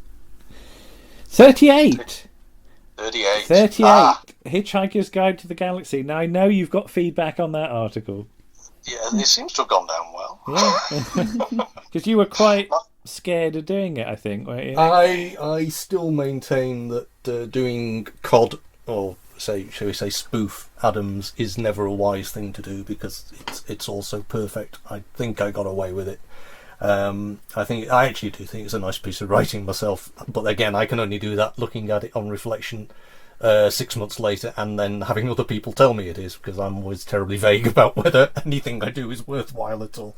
But yes, it seems to have gone down well. Again, episode 1. It's another one of those series, because only the 6 exist in televisual form, and indeed it is limited in all its forms, you kind of think, I might have another look at that later.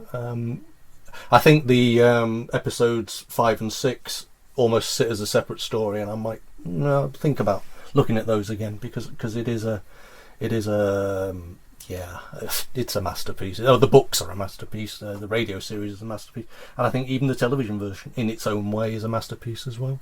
Well, I even had the LP versions, where you've got the first 4 episodes as a double LP, and then, as you say, 5 and 6 are a separate release. Well, they are separate in the books as well, aren't they? I mean, that's pretty much where the split is on book 1 and book 2. So it kind of, it's that Doctor Who 6-parter thing in the 70s. Let's tag on 2 episodes of something completely different.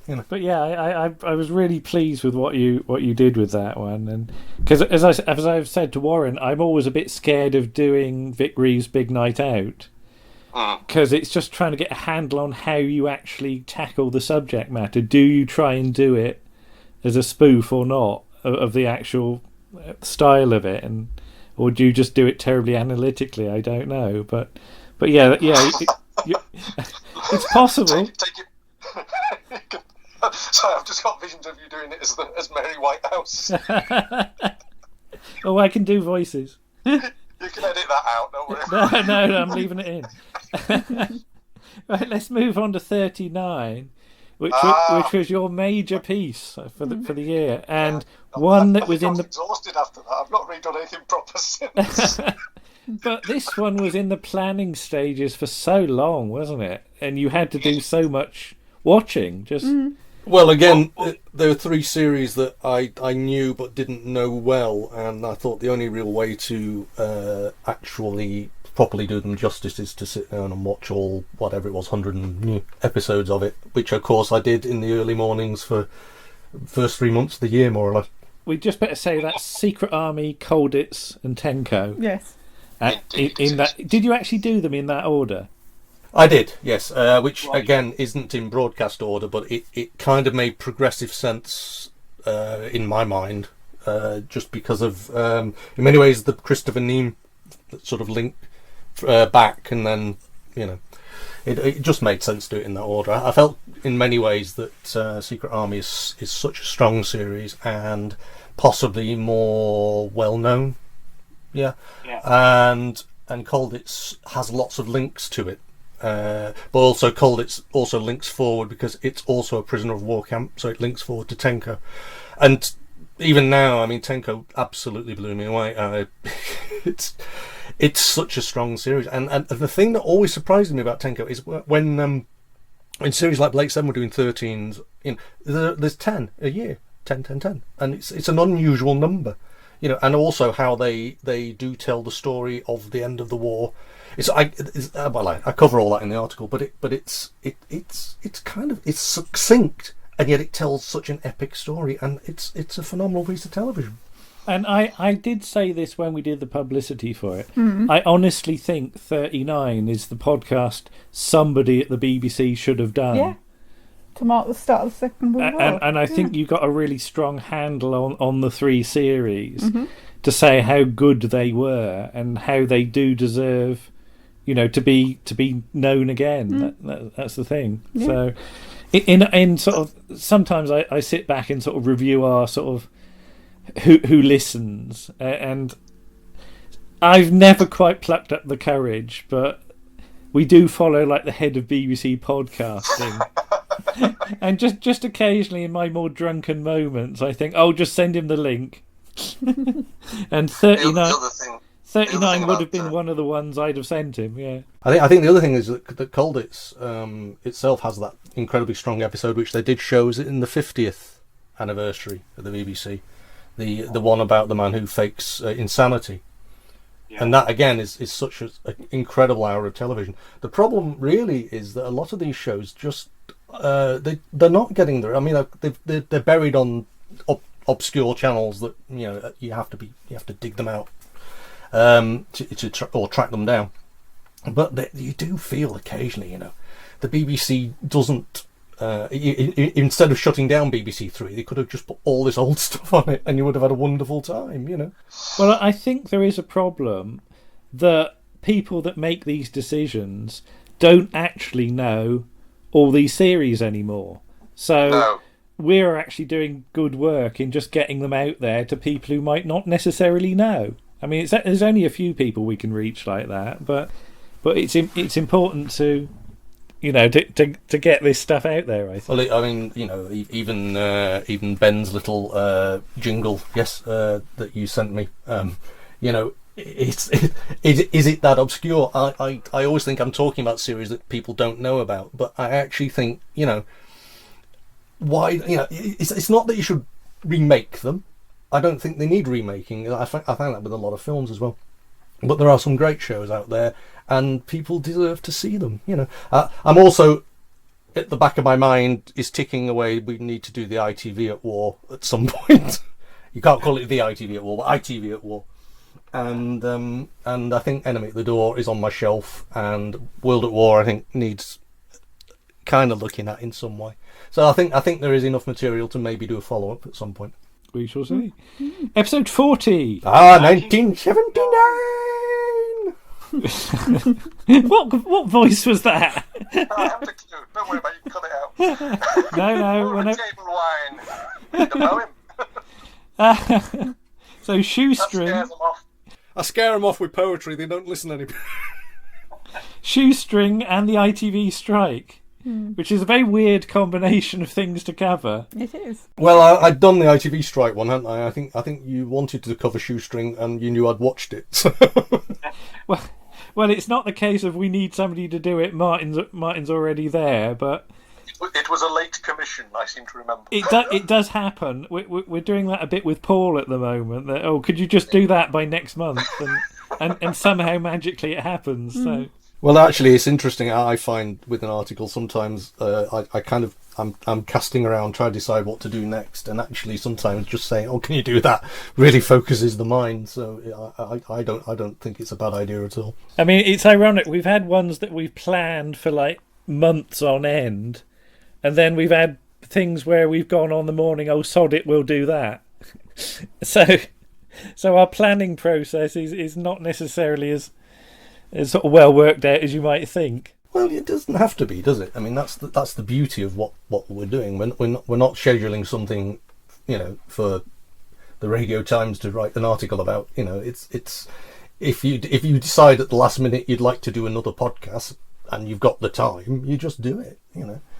And episode 41, the spooky special. Oh, yes. Although I wasn't that spooky, was I? I mean, well, some of the things were at a bit of a stretch, it must be said, but and it wasn't planned as a special. It just sort of, there were enough things in it to call it a special. That's the beauty of having a lot of things, available, isn't it? That's the beauty of it.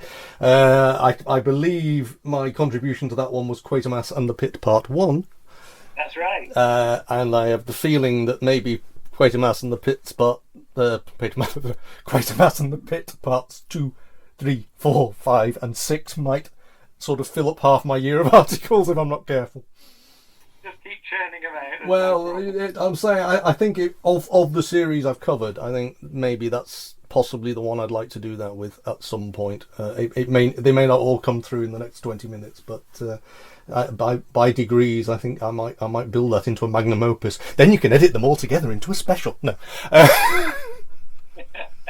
The cover for that one I quite like because it's the jigsaw effect.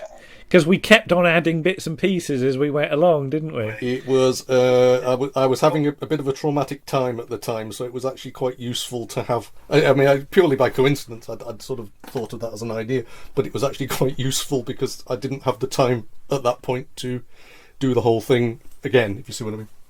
No, but it is true of all these issues that some things we've got in the bank, some things we know we're going to do, and some things are just an act of desperation. So you sort of hammer the bits together sometimes, but most of the time it seems to work. So. Well, of course, the other thing from an image point of view is sometimes it's getting high enough definition images, so sometimes you have to hide it by doing strange and peculiar things with the artwork. Right, we won't do episode 43 because you've just you've just heard it, so make up your own mind. But yes, I should have got some some jingly bells to jingle, so you can put them on the soundtrack afterwards. Jingle, jingle, jingle, jingle. Merry Christmas. Yes. But we have got episode 42, which is our American one, sort of. Except you did Hancock's Half Hour, who was probably not very American at all. I mean, Hancock would have loved to have broken into America, so I suppose it's kind of got that strange and peculiar link about it. But no, again, yeah, I suppose it was just on the shelf, and But again, it works actually better than you might think because we've got sort of crime on that one, we've got spying, we've got going to prison. So having something about a trial as well actually fitted. So you'd almost think it was planned. You almost would. It wasn't. It wasn't. It certainly wasn't. But we sort of went, 12 Angry Men would fit. That'll do. Yeah, that'll do. That's my approach. Well, I did feel because I know somewhere. Spoilers. I know somewhere on the shelf there is an article about Hill Street Blues, but I suspect Ed McBain might have had the podcast shot from the grave.